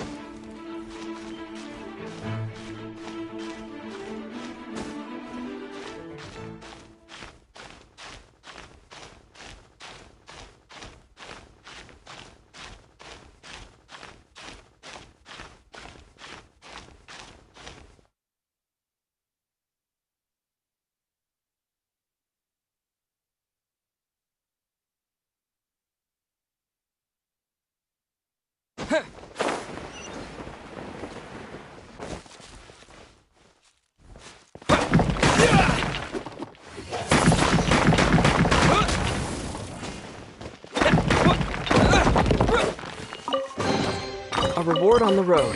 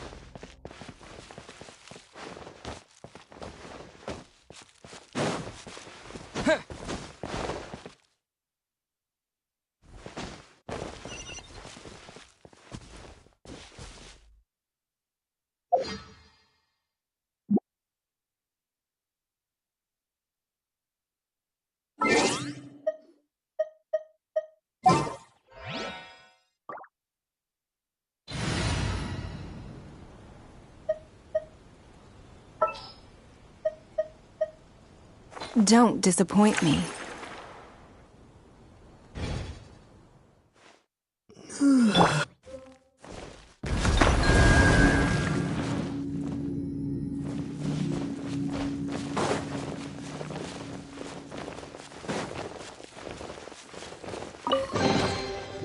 Wealth. Why settle for less than more?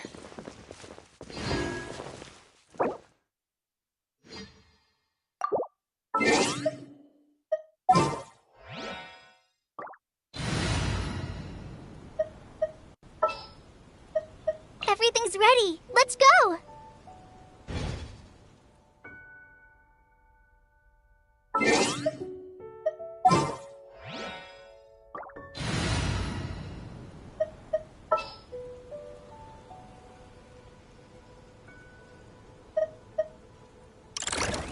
Yay! Playtime!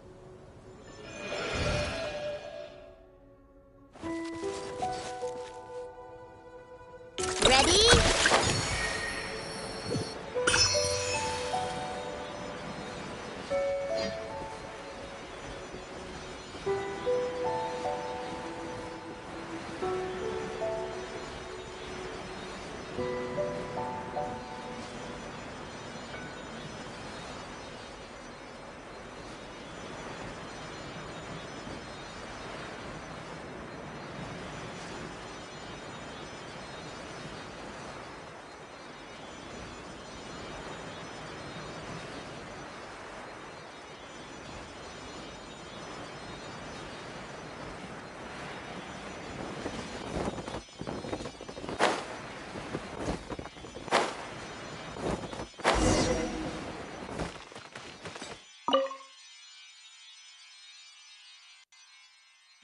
It's huge! Paimon can totally believe it took an Adeptus to build this. But how do you operate this thing? Just think how much strength you would need. It is currently inoperable in any case. This device is broken. Aw, what? It broke? After millennia of wear and tear, even Adepti contraptions are difficult to maintain. So what are we gonna do? Quick, Mr. Zhongli, use your unlimited high society knowledge powers! You almost make it sound like I'm some sort of bourgeois parasite whose only utility lies in providing quaint pieces of trivia on demand.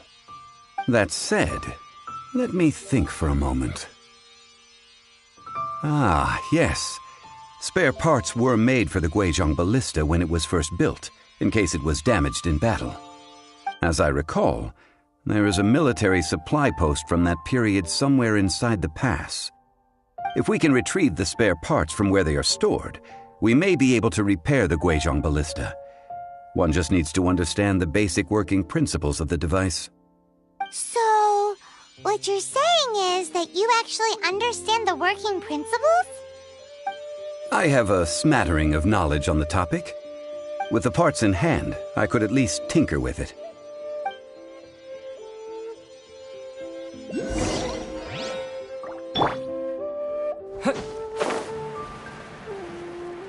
Where is that supply post? Here, post...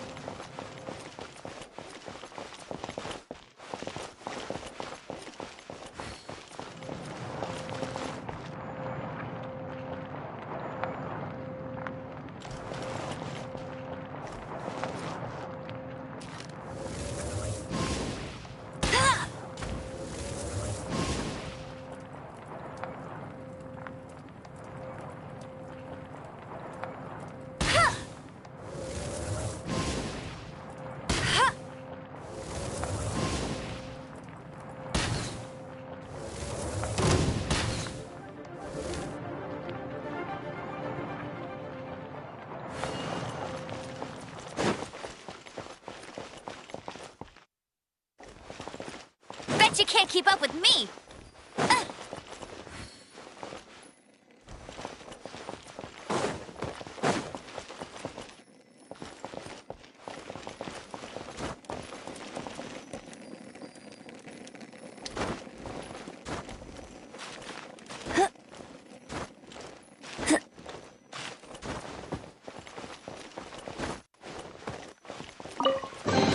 Opening a chest is like unwrapping a gift.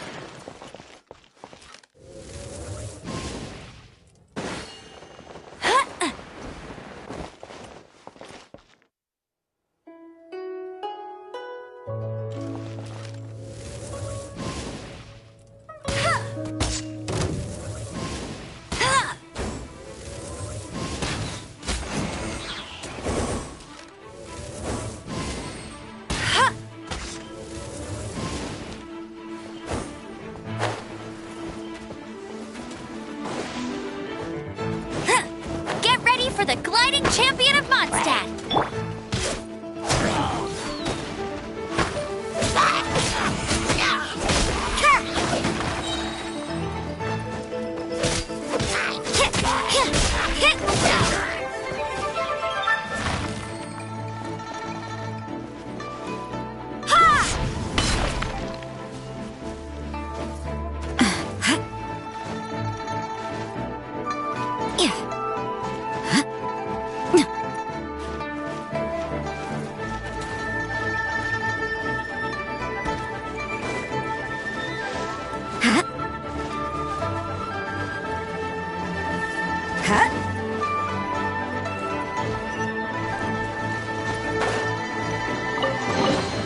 That felt pretty good.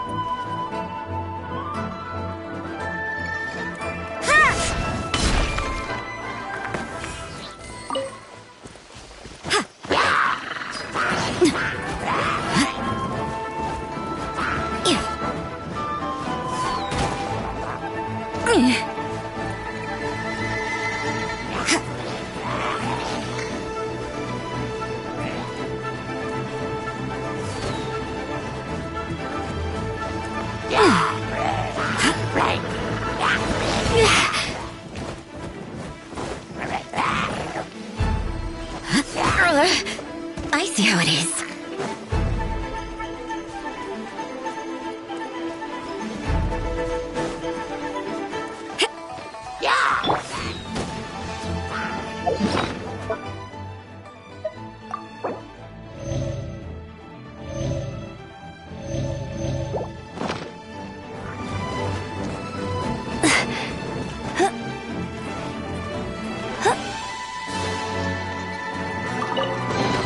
Another target tracked down by Outrider Amber. Right.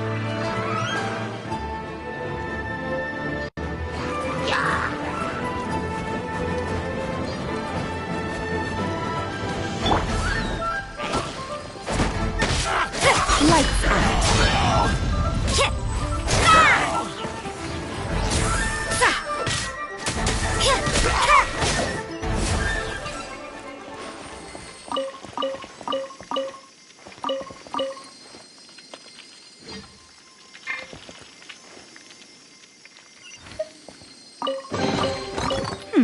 There are a few interesting trinkets here.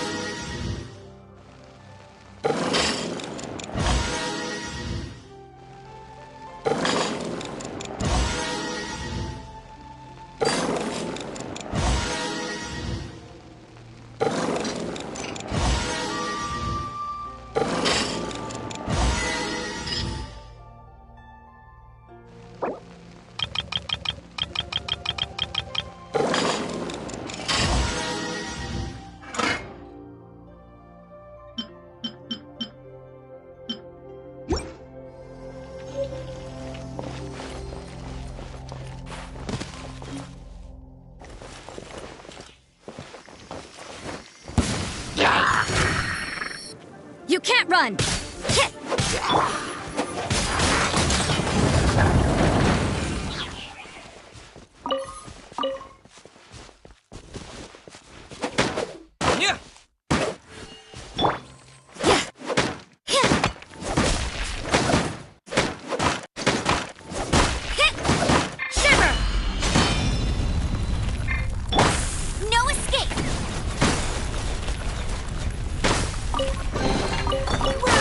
These will come in handy.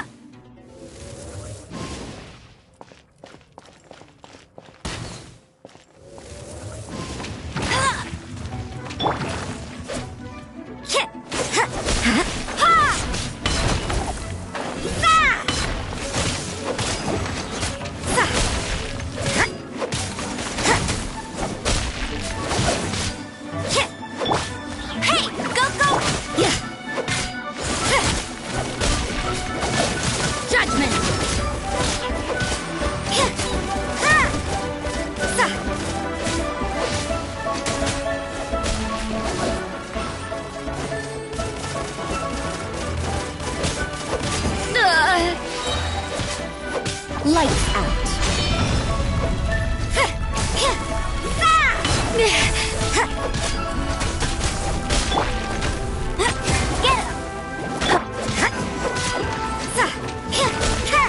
You can't run! Windblade!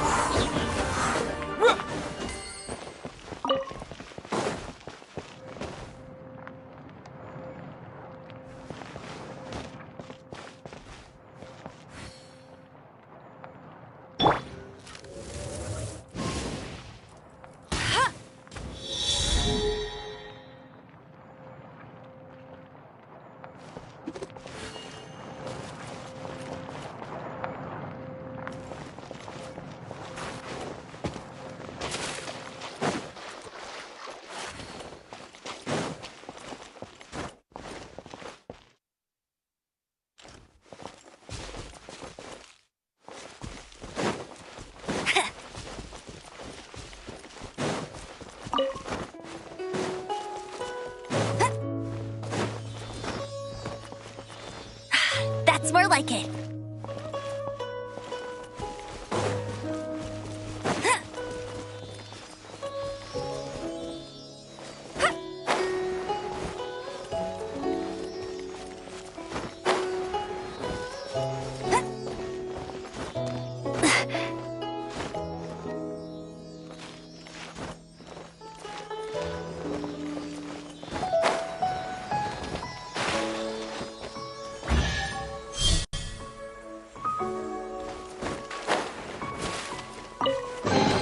Opening a chest is like unwrapping a gift.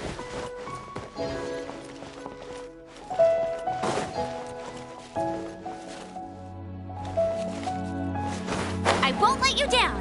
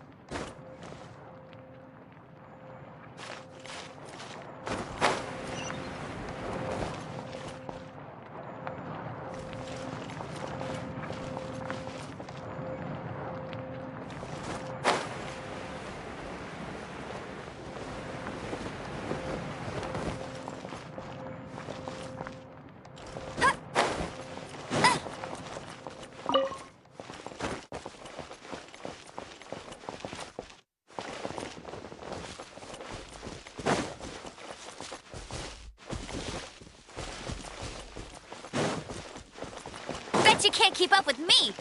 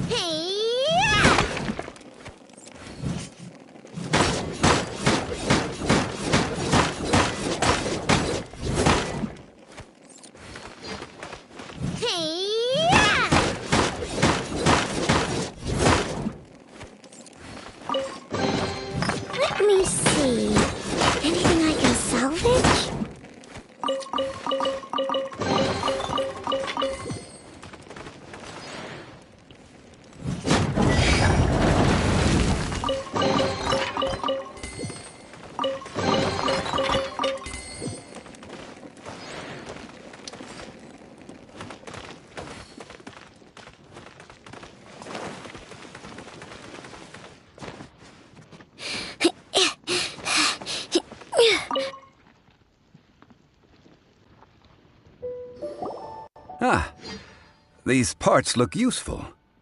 One moment. I will try to repair the device. It is done. The Guizhong ballista is more intricately designed than I thought. Ooh! Now how do we turn it on? It's easy enough. We simply need to do this. Look, it even has a scope. Over here we have nothing. And over there, more nothing. Hey! Just what do you think you're doing? So you fixed up this turret because you're planning to do what, exactly? Not a turret. A Guizhong ballista. Also, kindly state your name before you ask a question. It's just good manners. Ha! Are you blind or something? You're looking at the leader of the treasure hoarders, old man.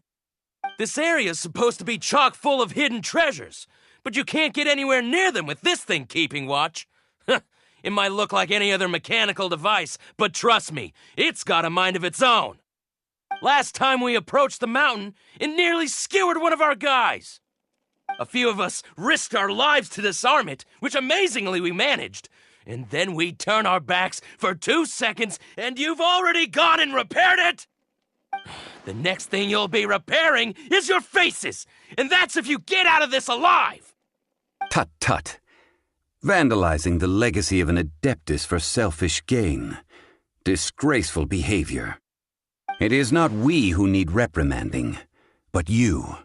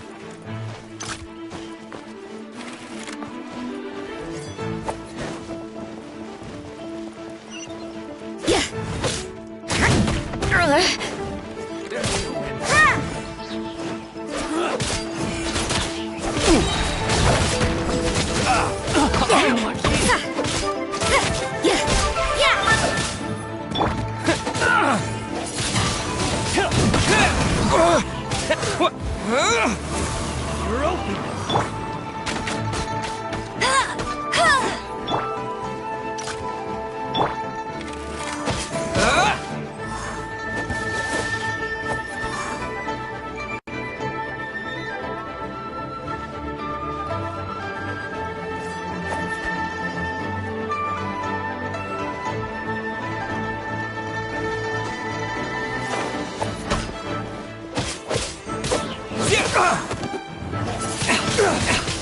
Windblade! Another test subject. Fry! That tingle!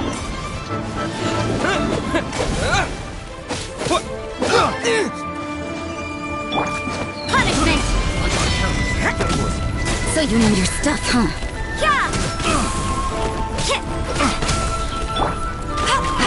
Go, Barret Button! Let it rain! The wrong test subject. Look, the rainbow!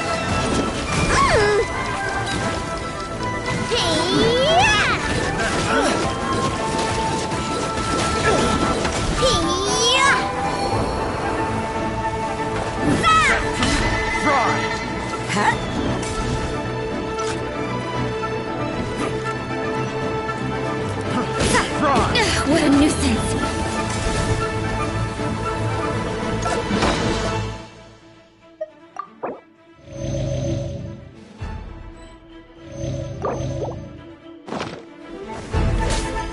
Judgment!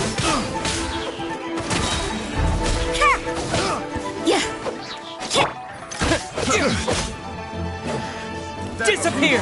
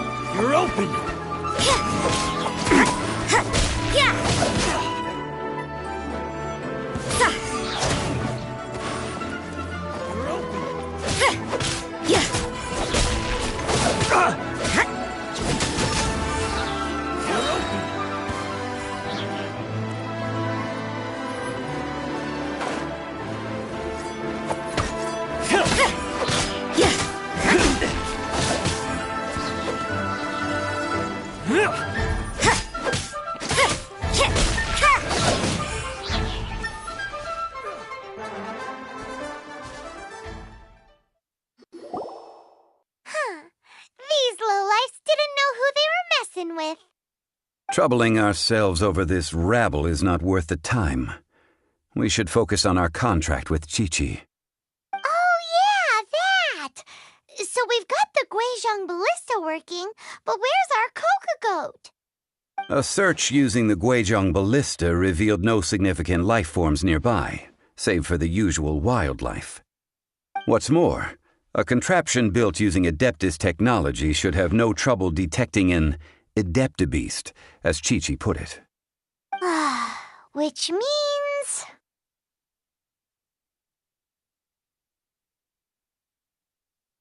Paimon wouldn't go that far. We did something positive, right?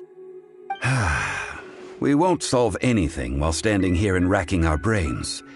Let's return to Boo Boo Pharmacy, explain that we could not find a Coco Goat, and review our next step. Good idea. We did our best, and that's what counts.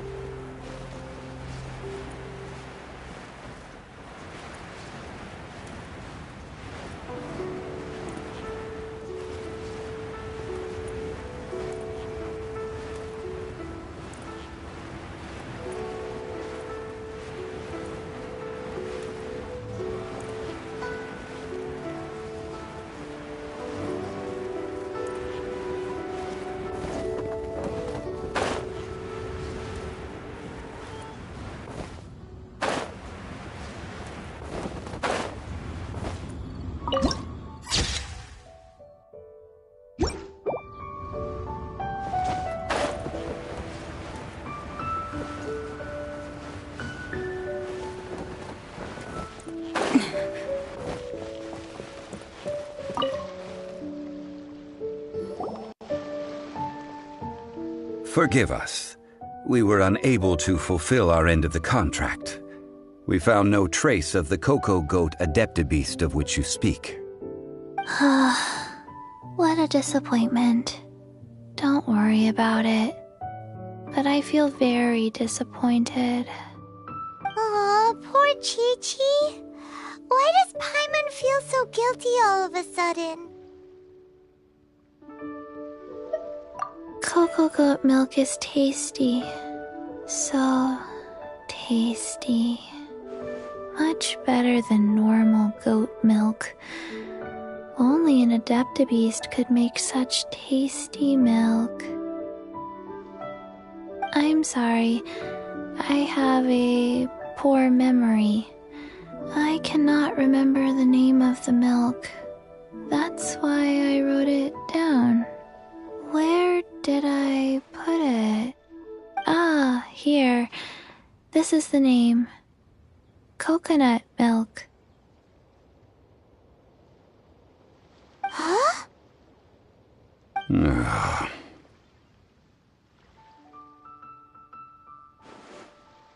I owe you both an apology. I hastily agreed to what appeared to be an equitable agreement with this zombie child, when perhaps I should have undertaken further due diligence. Never mind, Zhongli. You didn't know. As the Liyue proverb goes, all things are random and... So how are you supposed to predict anything? Literally no one could have seen this coming. Excuse me, everyone. Did Chi-Chi say a bad thing? Oh, sorry, but Paimon's gonna leave the job of shattering this poor kiddo's world to you.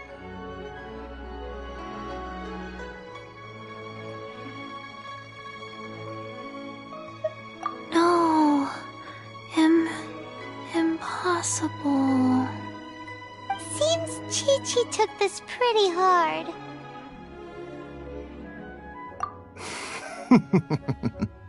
Someone learnt a valuable life lesson today, then. Thank you all for looking after my little Chi-Chi. Might I ask who... Ah, how rude of me.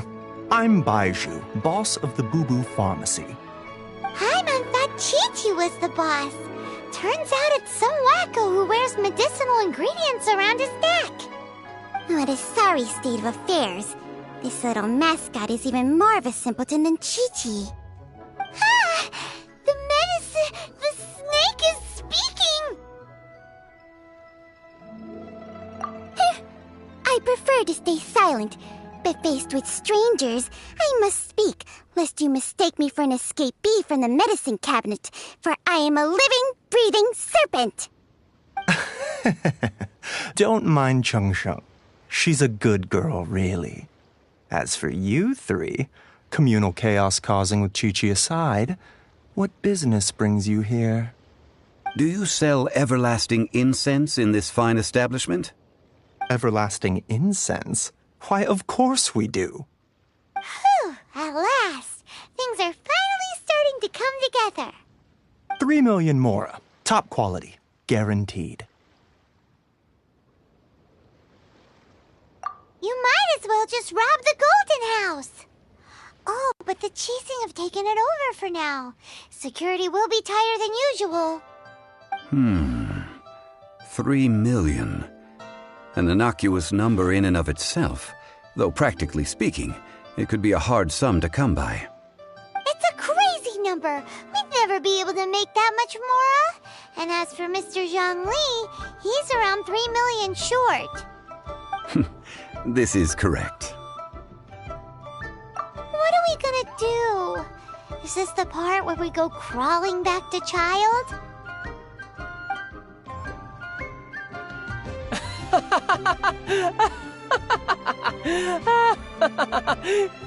Coco Goat! Coco Goat! My sides hurt. Oh my goodness. I cannot believe you fell for that.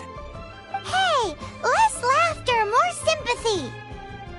I'm almost in tears over here. Thank you. That was the best laugh I've had in a long time. In return, I'm more than happy to sort out this mess you've managed to get yourselves into. Excuse me, sir. Dr. Baiju, isn't it? Truly honored. I'm Child, one of the Fatui Harbingers. Forgive my audacity, but I see a great many opportunities for us to collaborate in the future. If Boo Boo Pharmacy needed a stable supply of, say, coconut milk, the Fatui could help by setting up a robust and speedy distribution network. Strange. I knew the Fatui infiltrated businesses with seductive deals, but so much fuss over coconut milk? Coconut milk. Baiju, quick. Chi-Chi wants coconut milk. Ah, yes, of course, Chi-Chi. Anything you want. Thank you, Child. I look forward to a successful collaboration in the future. I can give you a discount on that everlasting incense, too. Let's say 2,990,000 Mora. That's like 0 difference from 3 million. 2,990,000. Also an innocuous number in and of itself, though practically speaking, it is a whole 10,000 less than the original sum of 3 million. Well, now that this is settled, we must head back to Yujing Terrace. Mr. Child, Dr. Baiju, Little Miss Chi-Chi, see you soon.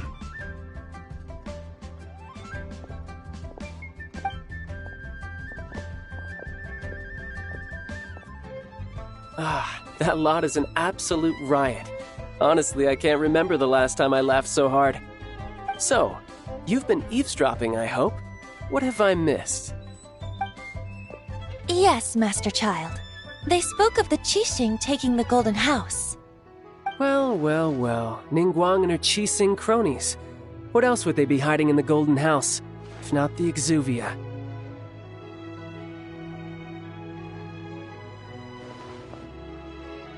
I apologize, but I warned you, didn't I? As the old Liyue saying goes, the walls have ears.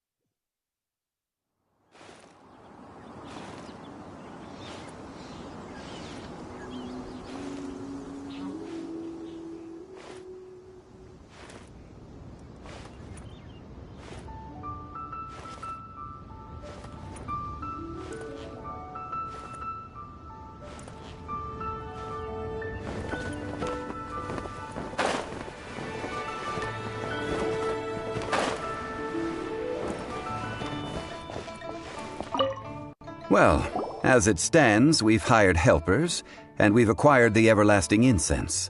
The completion of our preparations is not far off. Whew, finally! Well, traveler, have you gained anything from our adventure so far? Odd?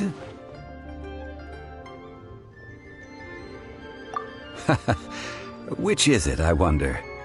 The questions that such travels raise are ever so complicated. Well, I'll leave you to ruminate over it yourself. As to remuneration for your help, I've decided to treat you to a meal.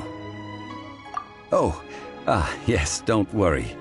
I will remember to bring the Mora this time.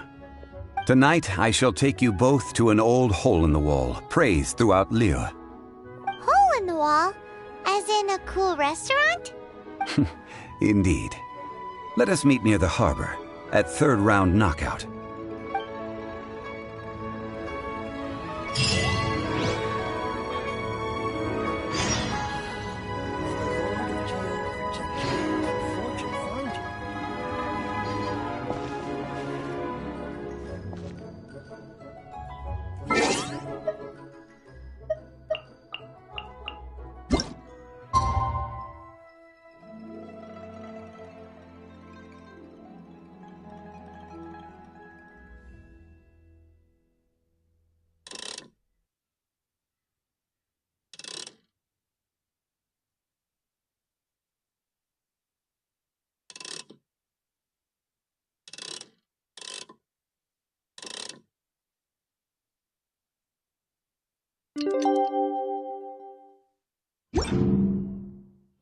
Work hard and live each day to the fullest.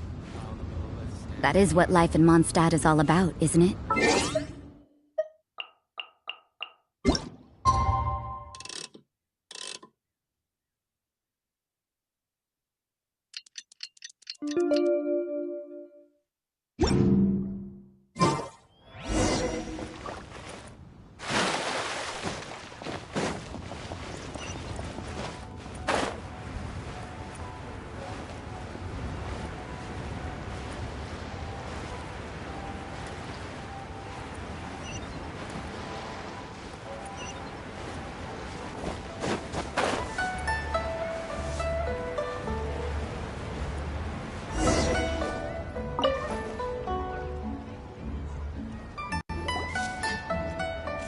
Ah, you're here.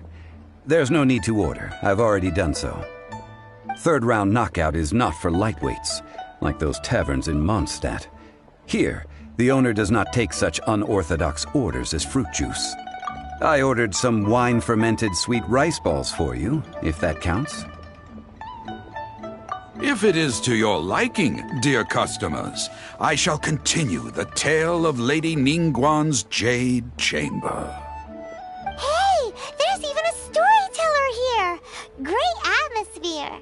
Besides fine wine, the excellent ambiance is the reason why this place is so well loved.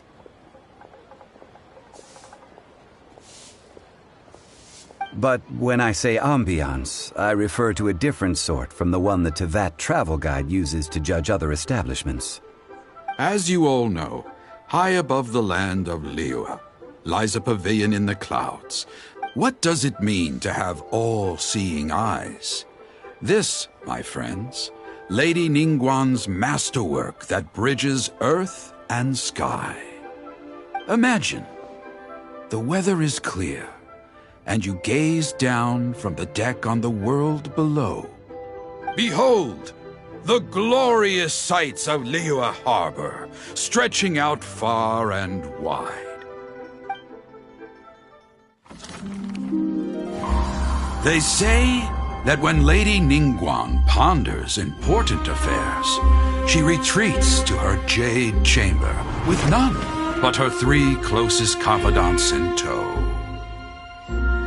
Why brings she these trusted 3 to sift through sources, dig through documents, looking for information? Piece by piece, facts and figures paint a picture on the walls of the chamber.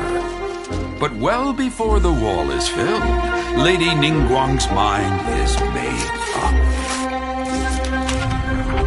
Having made her call, she has every last document shredded, and whoosh, she scatters the shavings out her window.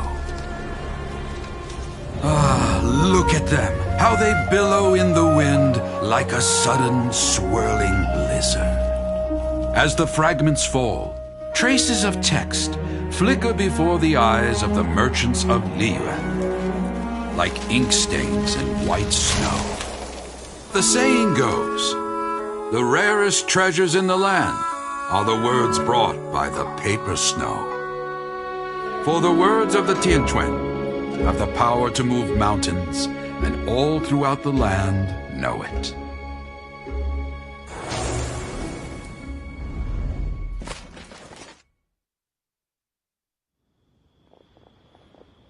These are but scraps of paper, and yet they guide Lady Ningguang's hand. Such is their value. Merely grasping one or two of them will surely gift you a fragment of her wisdom, enough to stay a step or two ahead of your peers. Tianquan Ningguang. Feels like we're hearing this name a lot. Liyue locals talk about her. The Fatui hate her. She's most likely the one who hid the exuvia, and we saw her at the rite of dissension. Huh. Paimon wonders what sort of person she is. At last I have found you. You who returned from Jueyun Karst. Who's there?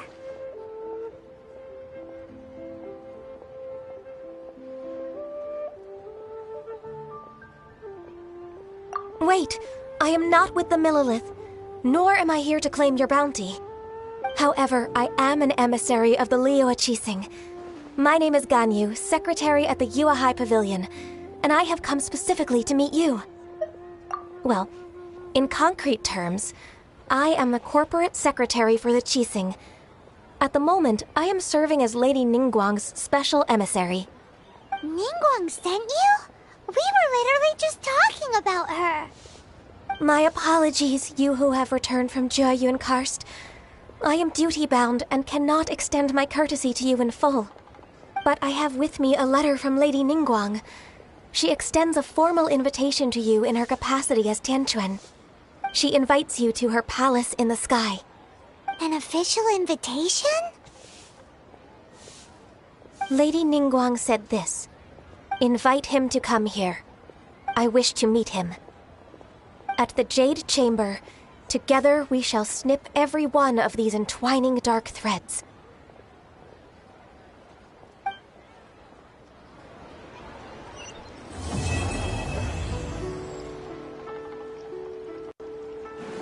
And with that, the emissary who called herself Ganyu just disappeared. But we've received an invitation from the Liyue Qixing. Paimon still can't believe it. We'll be meeting people that have way more money than Paimon could ever count. We should be on our best manners. An invitation to visit the Jade Chamber is a rare honor indeed. You'd best be on your way now. But don't forget about the rite of parting. Once you've finished at the Jade Chamber, meet me at Dihua Marsh. Don't worry, we won't forget. Dihua Marsh. We'll see you there.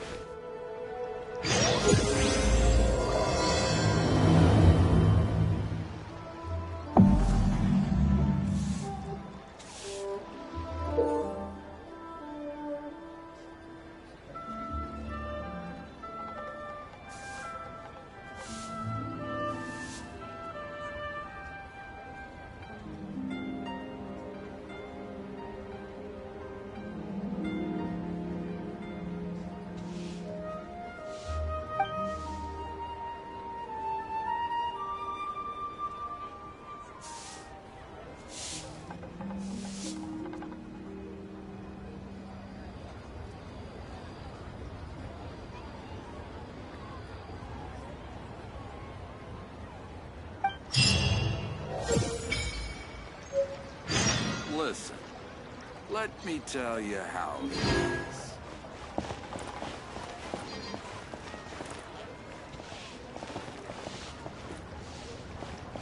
Oh there.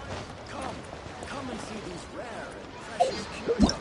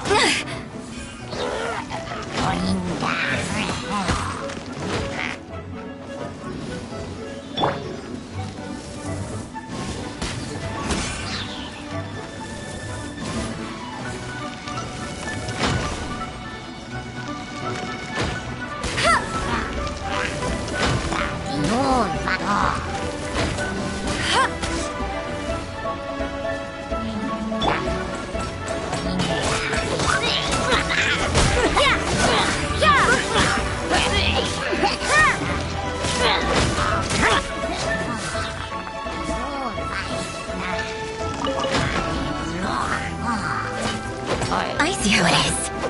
Judgment! Shiver!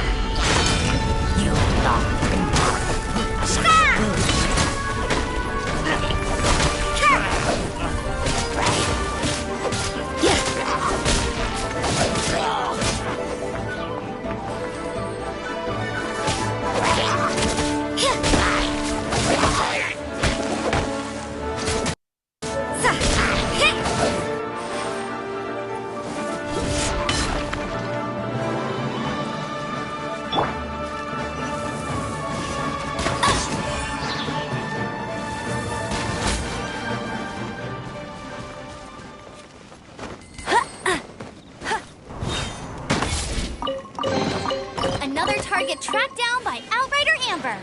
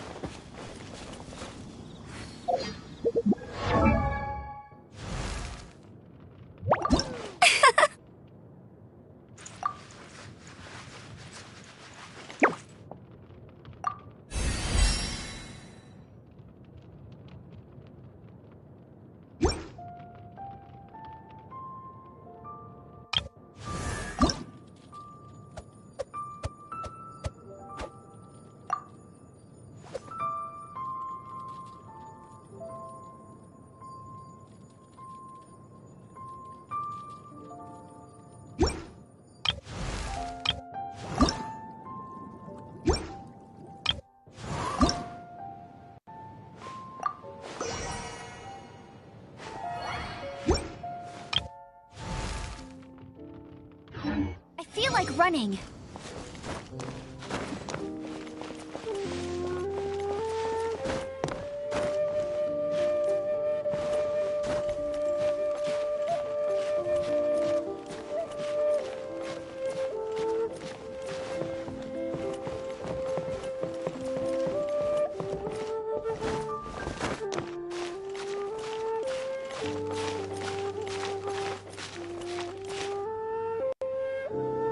Look up there! That's the Jade Chamber!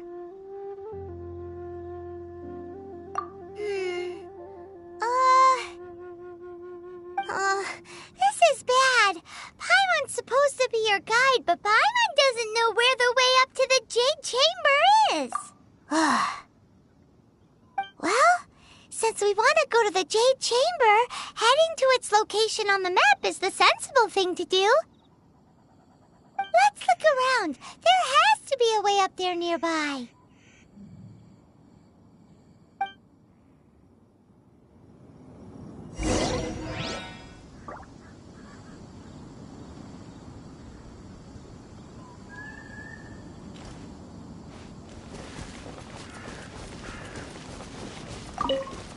I'll race you there.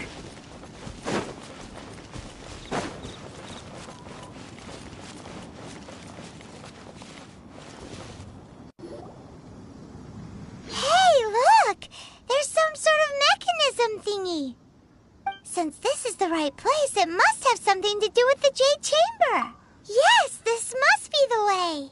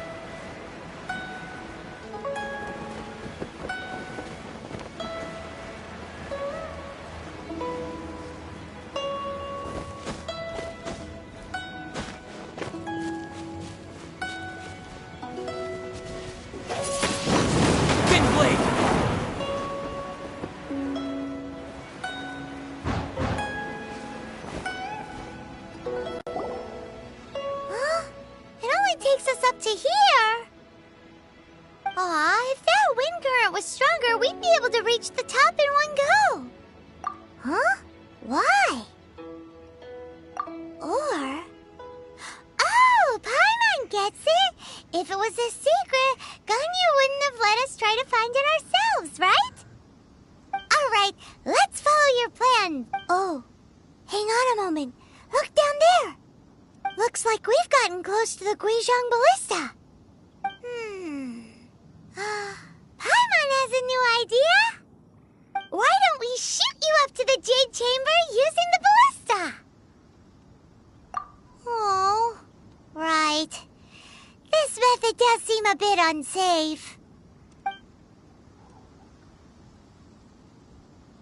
Oh, that's right. Now that you mention it, we could use the Guizhong Ballista to see if there's another way up nearby.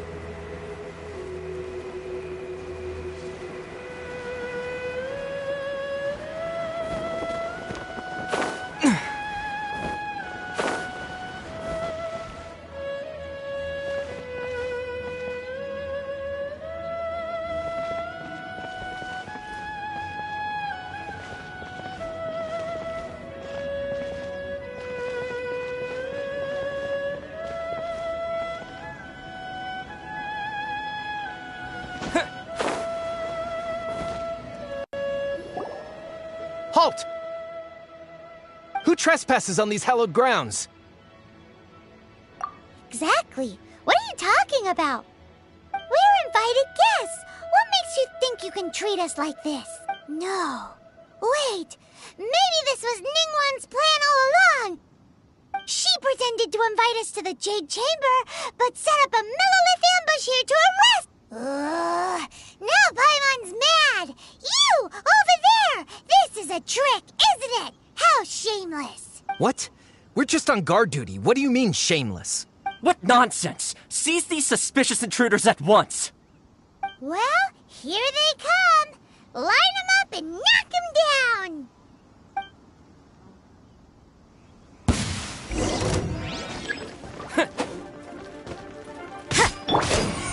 Yeah, you can't run! Punishment!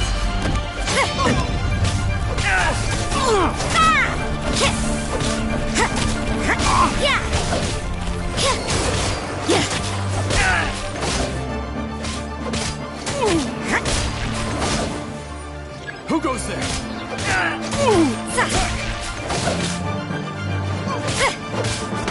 Looks like overtime today.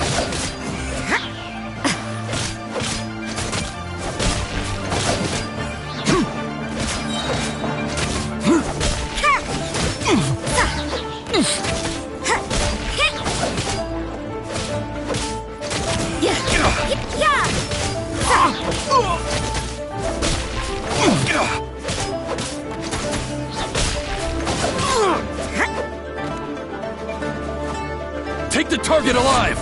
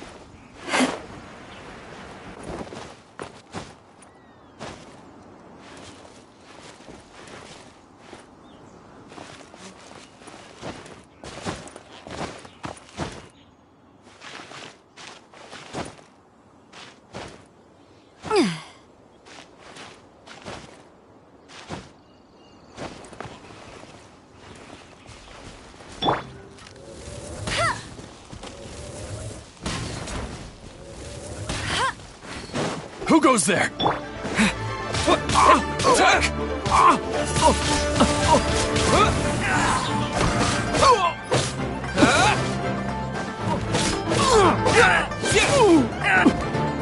With the wind!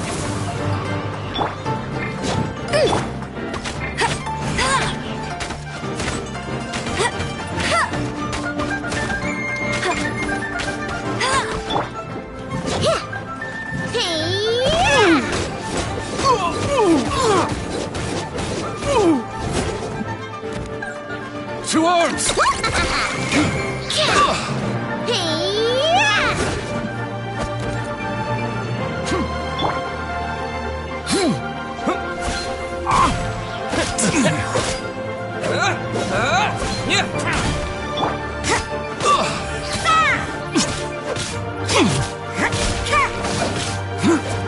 You can't run!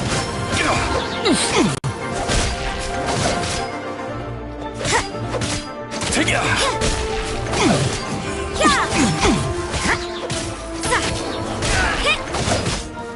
Who goes there? Attack!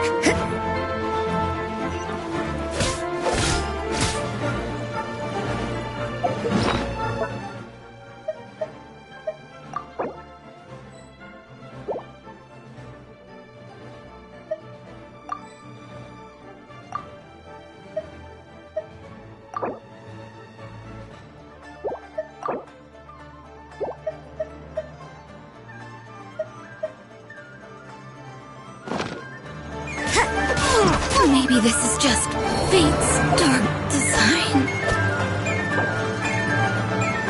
It's cheating!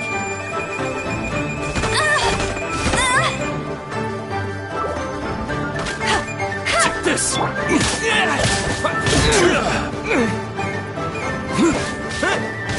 No escape! Get him! Attack! Ding dong water bomb!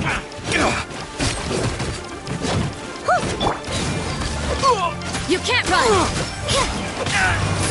At least, no more work.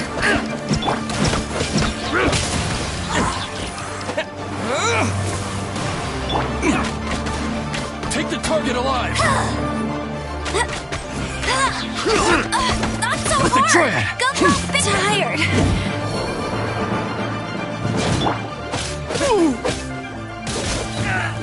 Attack!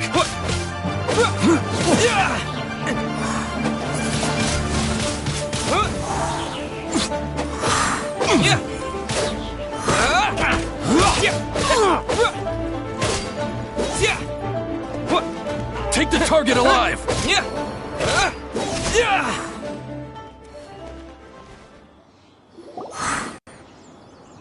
Stop! What's all this about? Lady Kuching, these two strange people suddenly appeared. They seem... Who are you calling strange? You want to go to the Jade Chamber?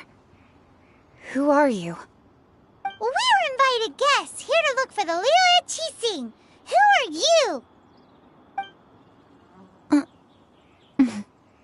Well, as it happens, I am one of the Liyue Qixing. Oh! I'm Kuching, the Yuheng of the Qixing. I know of you, traveler. You're Ningguang's guests, yes? Didn't expect to meet you here in the mountains. Wow. Paimon didn't think we'd meet some super rich big shot out here in the middle of nowhere either. The Guizhong Ballista in Tianheng Pass has long been in disrepair, and yet it was fixed in a single night. I came here to investigate that occurrence. These Millilith are just here to guard the scene, not to arrest anyone. So this was all a misunderstanding? Anyway, for a mortal to be able to repair an Adepti mechanism is quite the mystery, even to the Qixing. That was... Eh? Oh, right. So, Lady Yuheng, might you have any idea why Lady Tianquan invited us to go to the Jade Chamber? Just call me Kuching. I'd say that Ningguang's purpose is to request that the savior of Mondstadt take a more neutral stance. Or at least, to not wholly side with the Adepti. We're not taking sides. We spoke with the Adepti. They want to protect Liyue as well. When you say protect, you're referring to their sanctimonious arrogance, aren't you? Huh? You are mortals, and thus under their protection. There was no way they would have regarded you as someone with the ability to assassinate a god. Naturally, they would also regard Ningguang's locking down the area, questioning the citizenry, and pursuit of the assassin to be pointless work. Perhaps they even wonder if there might be a cover-up. I'll say it like it is. They're underestimating us. Well, you've got a point there. Still, this is the first time Paimon's seen a person from Liyue who doesn't respect the gods or the Adepti. Should I respect the shallow sense of time and condescension to mortals that has caused them to delay in moving against us, Qixing? Forget it. I shouldn't speak of them this way. This skepticism is mine alone, and Ningguang does not share it. Either way, I will admit that the actions of the Adepti this time were quite restrained. Rex Lapis's death is indeed an extraordinary circumstance. But to think that they would call for a council of Adepti rather than come down here directly. How surprisingly civilized of them. Well, for Ningguang, she would talk anything and everything out if she could. But I doubt we can do that here. The time of the Adepti has long passed. If even the Liyue Qixing don't want to face that truth, then what future is there for Liyue? Another super bold statement. I'll stop here. Honestly, I hadn't intended to say so much. But you're a good listener, Traveler. You should both be off to the Jade Chamber. Don't be late now. Ningguang's schedule is packed to the gills all the way till next year. The cream of Liyue's mercantile crop all see ascending to the Jade Chamber as the greatest honor. Each brings rich gifts as they visit, all to curry a little favor with Ningguang. Favor? But... Wait, that's right! Greeting gifts are a staple of Liyue's culture. We need to get one. Not to curry favor or anything, just to... Alright. You can decide on your greeting gift yourselves. Let me tell you how to get to the Jade Chamber first. You didn't actually have to come to Mount Tianheng. Go back to Liyue Harbor. Find a guide at the Yuehai Pavilion, and... Well then. May we meet again, Traveler. Well, that Yuheng may not respect the gods, but Paimon thinks she's a pretty cool person. So, what should we give to Ningguang when we see her? Oh, right! Paimon dreamed of an amazing snack last night! Sugar-frosted slime! Paimon has a feeling that it would be perfect for a super rich person like Ningguang. Why don't we go with that for a gift? Nope! But Paimon's sure that we just need to make it with some boom shakalaka! Let's go gather ingredients! Time waits for no one, and neither will our riches.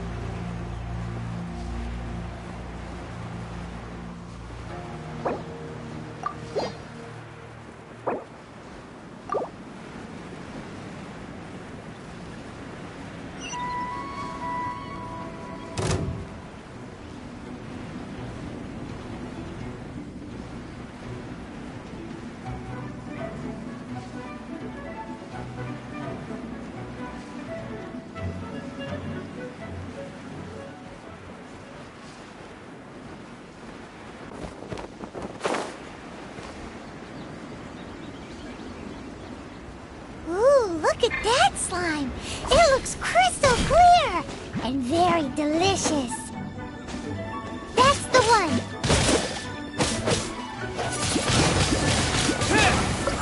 with the wind! Yeah! Yeah!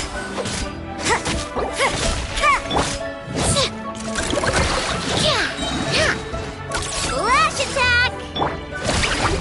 Yeah! Yeah!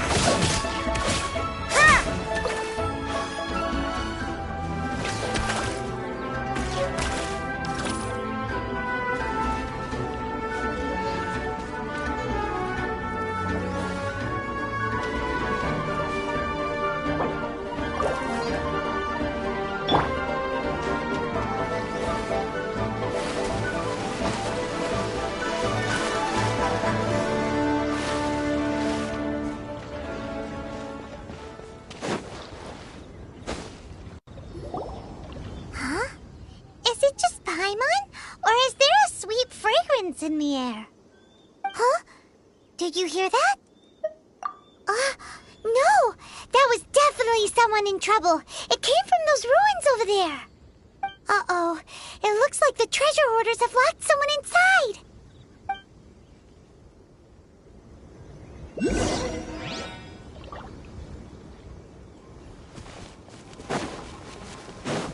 There's no end to this.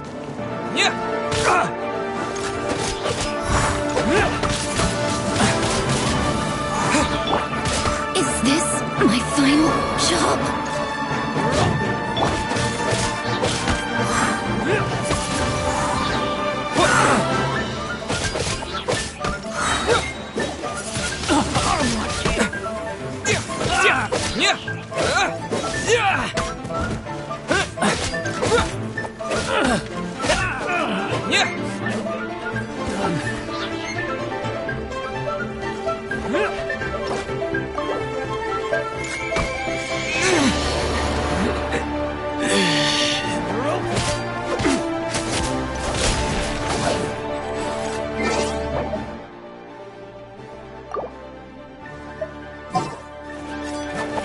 At least no more work.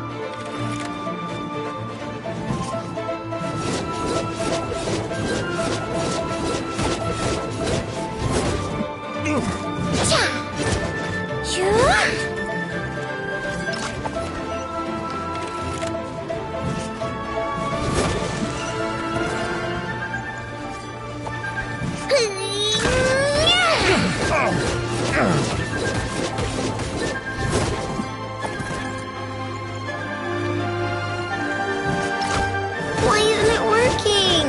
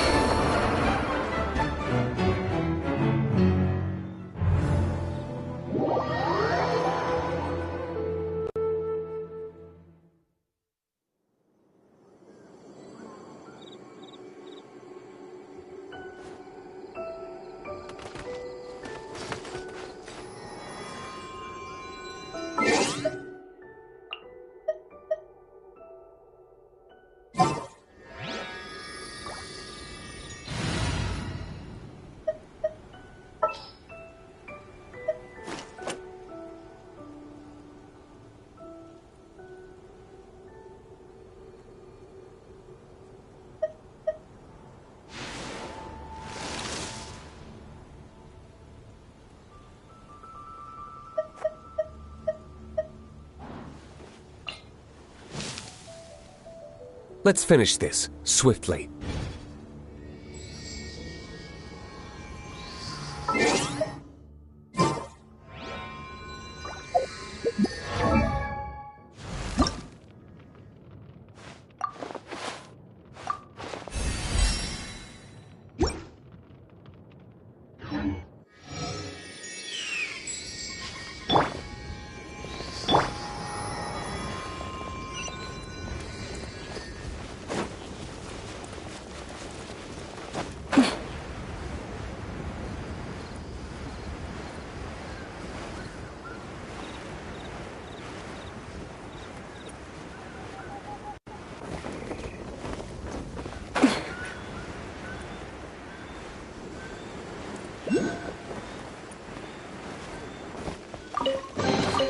That felt, pretty good.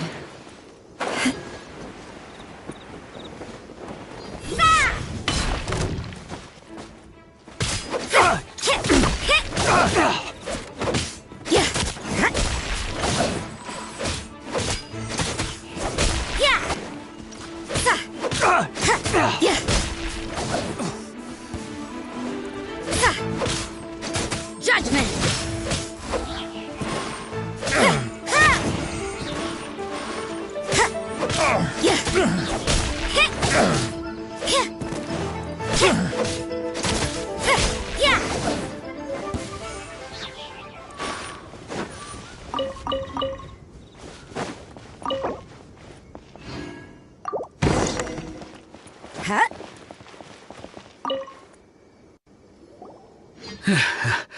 Thank you for your help, kind travelers.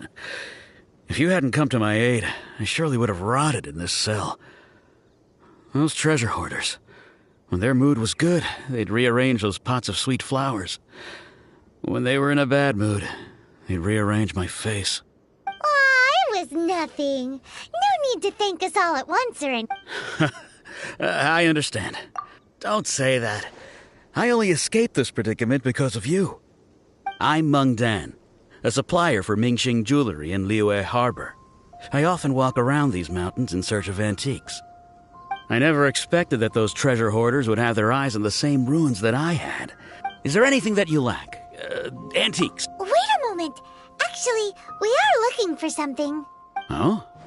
Do you have a box that can store presents? We'd like a pretty one. The kind that you can use to store snacks. Of course we do. How can one sell antiques without gift boxes? At Mingxing Jewelry, we have the best gift wrapping service in the 7 nations. Now just give me a moment and I'll let the boss know.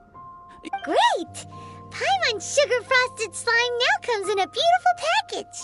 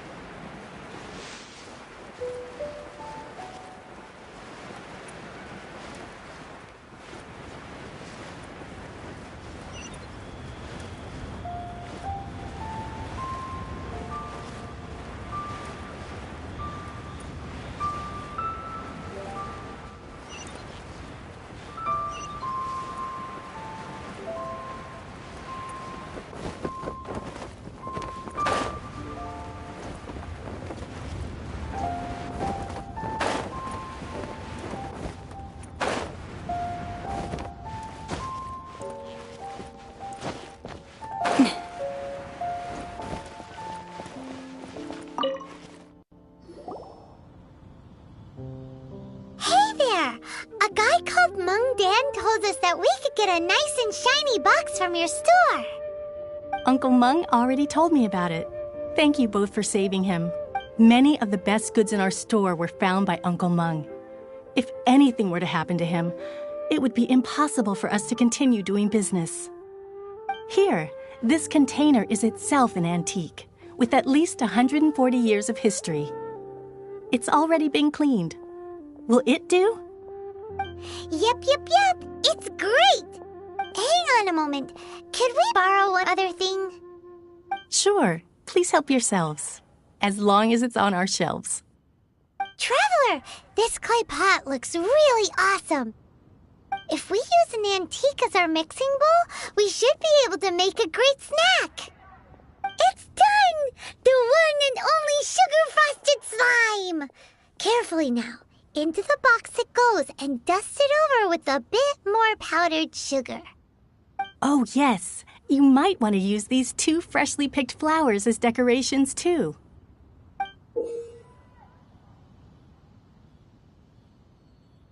Woohoo! It looked great! Now that we've put all that we've got into this box, let's go to the Jade Chamber to see Ningguang.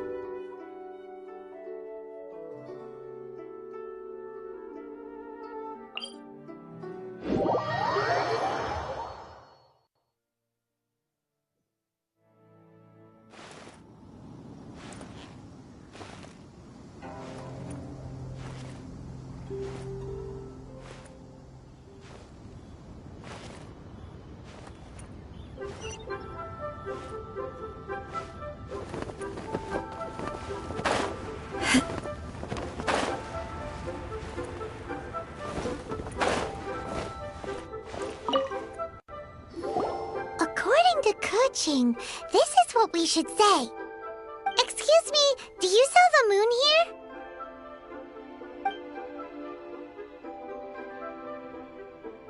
Yes. How many would you like?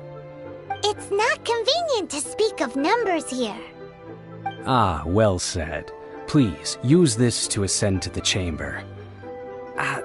Yes, speaking of which, are you two the guests that Lady Ningguang has arranged to meet with today?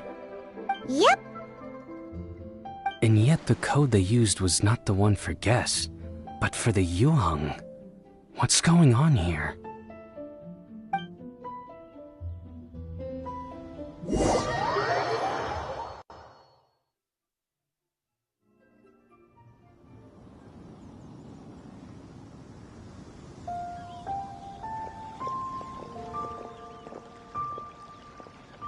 I've been waiting for you, returnee from Joyun Karst. It's Ningguang! Since this is our first meeting, we've prepared a gift. I hope you like it. Oh, for me. You have my thanks. It seems that I have made things difficult for you, considering that you were supposed to be my guests. Oh no, it's nothing.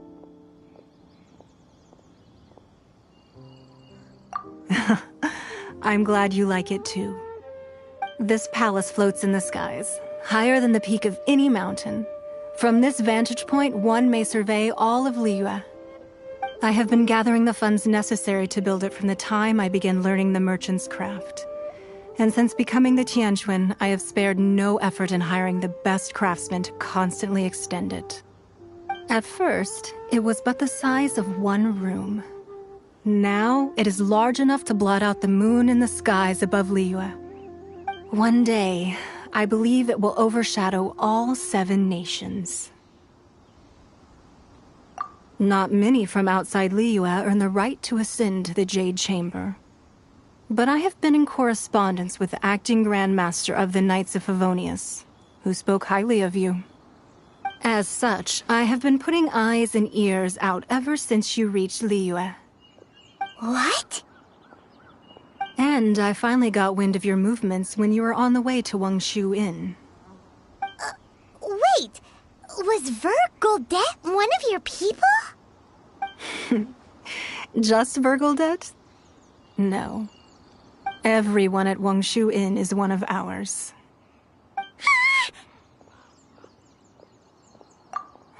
At the Guizhang Ballista, yes? You weren't peeking on us from the skies the whole time, were you? I fear that peeking would have been a little difficult from this altitude. Our eyes and ears are more than sufficient. You two are very interesting people, after all. It would be natural to take an interest. Well, I wouldn't expect you to trust us, considering that you have had far more interactions with the Adepti. The reason I invited you here was to clear up some misunderstandings.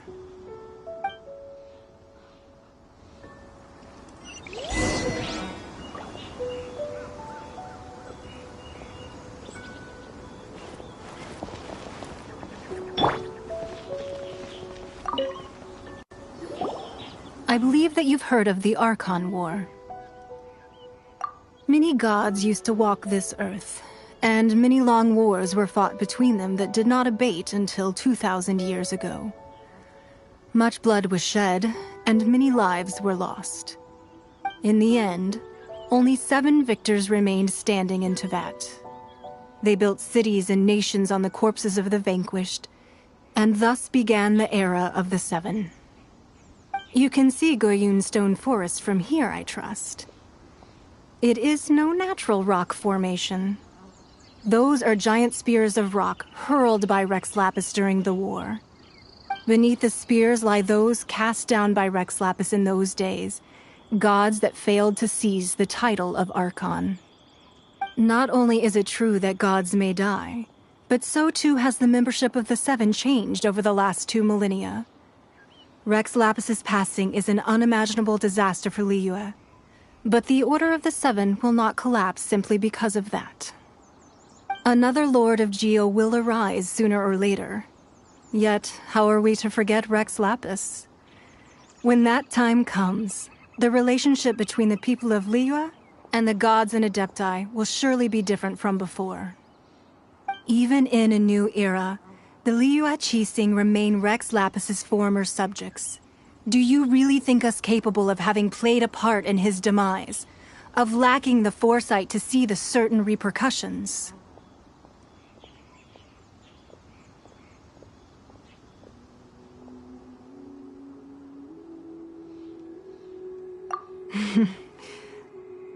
That day at Yujing Terrace, it was also very sudden.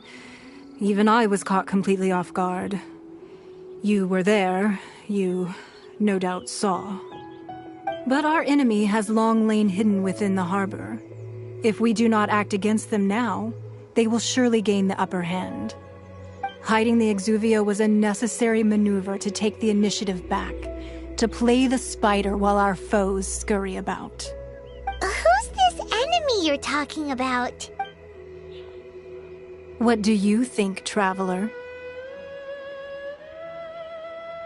Huh? What are you two talking about? Well answered. The scenery out here is fine indeed, but the wind is a little strong. Our preparations to receive guests within are complete, so please, this way.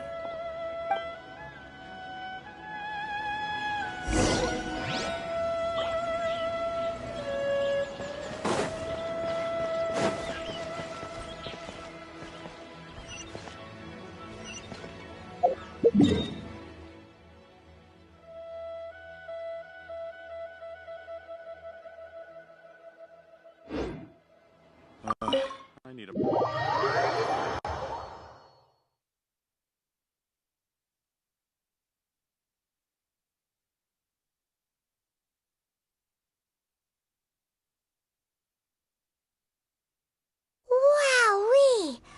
What a huge hall! Paimon's never seen such a fancy place before.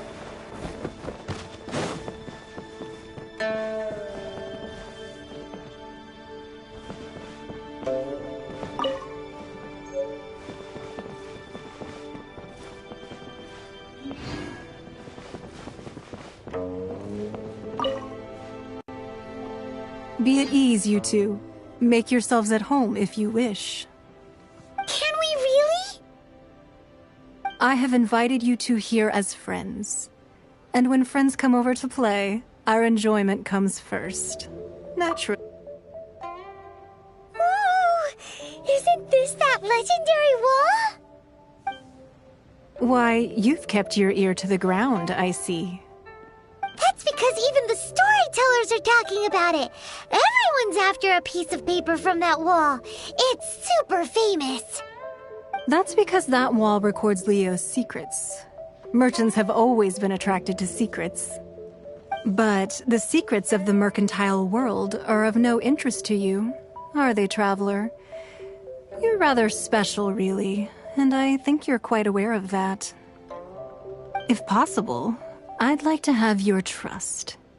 But if you were to choose the more trustworthy person between myself and Kuching...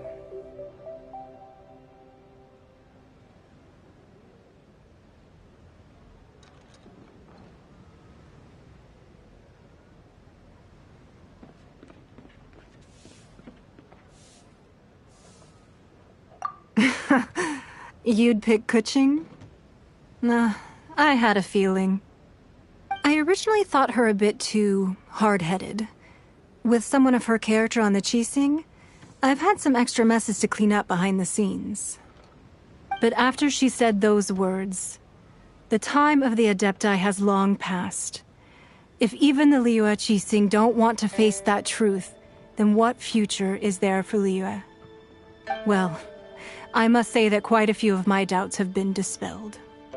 I won't deny that Rex Lapis's passing seems advantageous to us.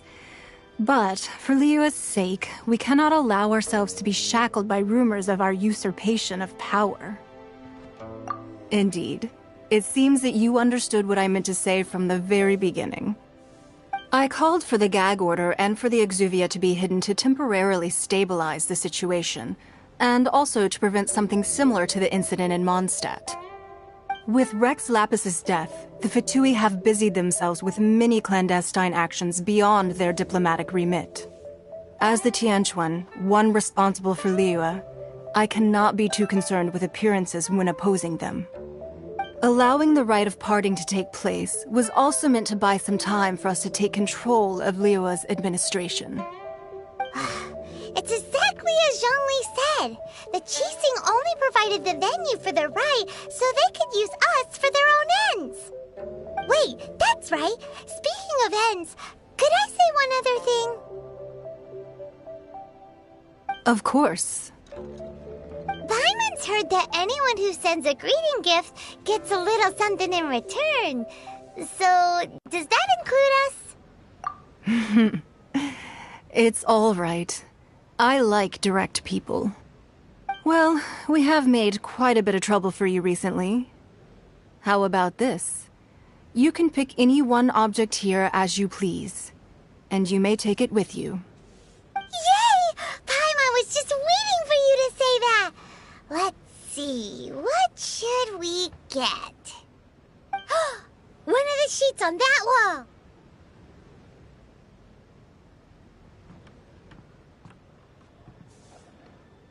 Don't look at Paimon like that. One of these sheets of paper will sell for crazy prices, even if it's only as large as Paimon's fingernail.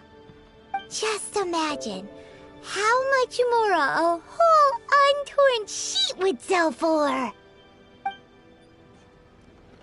Let's grab one, the biggest one.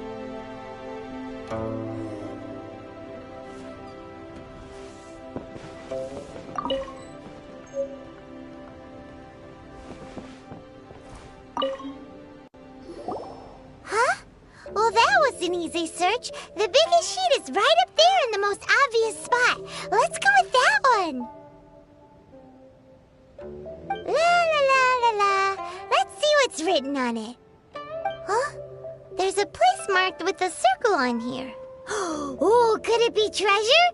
Whatever it is, it better make us filthy rich. Let's see what's written over here.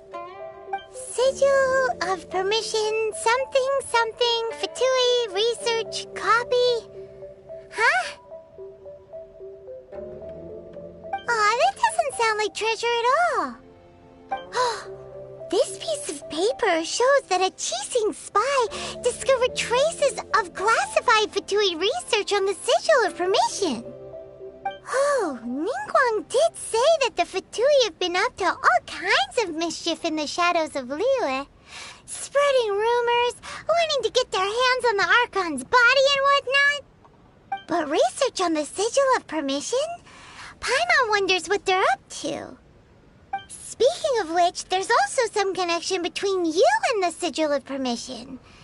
Seems there's still more for us to find out. Oh, you really think so? Well, should we not go then? Oh, so you're saying that it's precisely because we can't completely trust Ningguang that we should confirm the truth of what she says for ourselves. That's way out of Paimon's league. Paimon thinks she's been nothing but good to us. Anyway, we'll see if you're onto something. Before we look for Zhongli at Dihua Marsh, let's go to the place marked out on these papers and see if the Fatui really are up to no good there.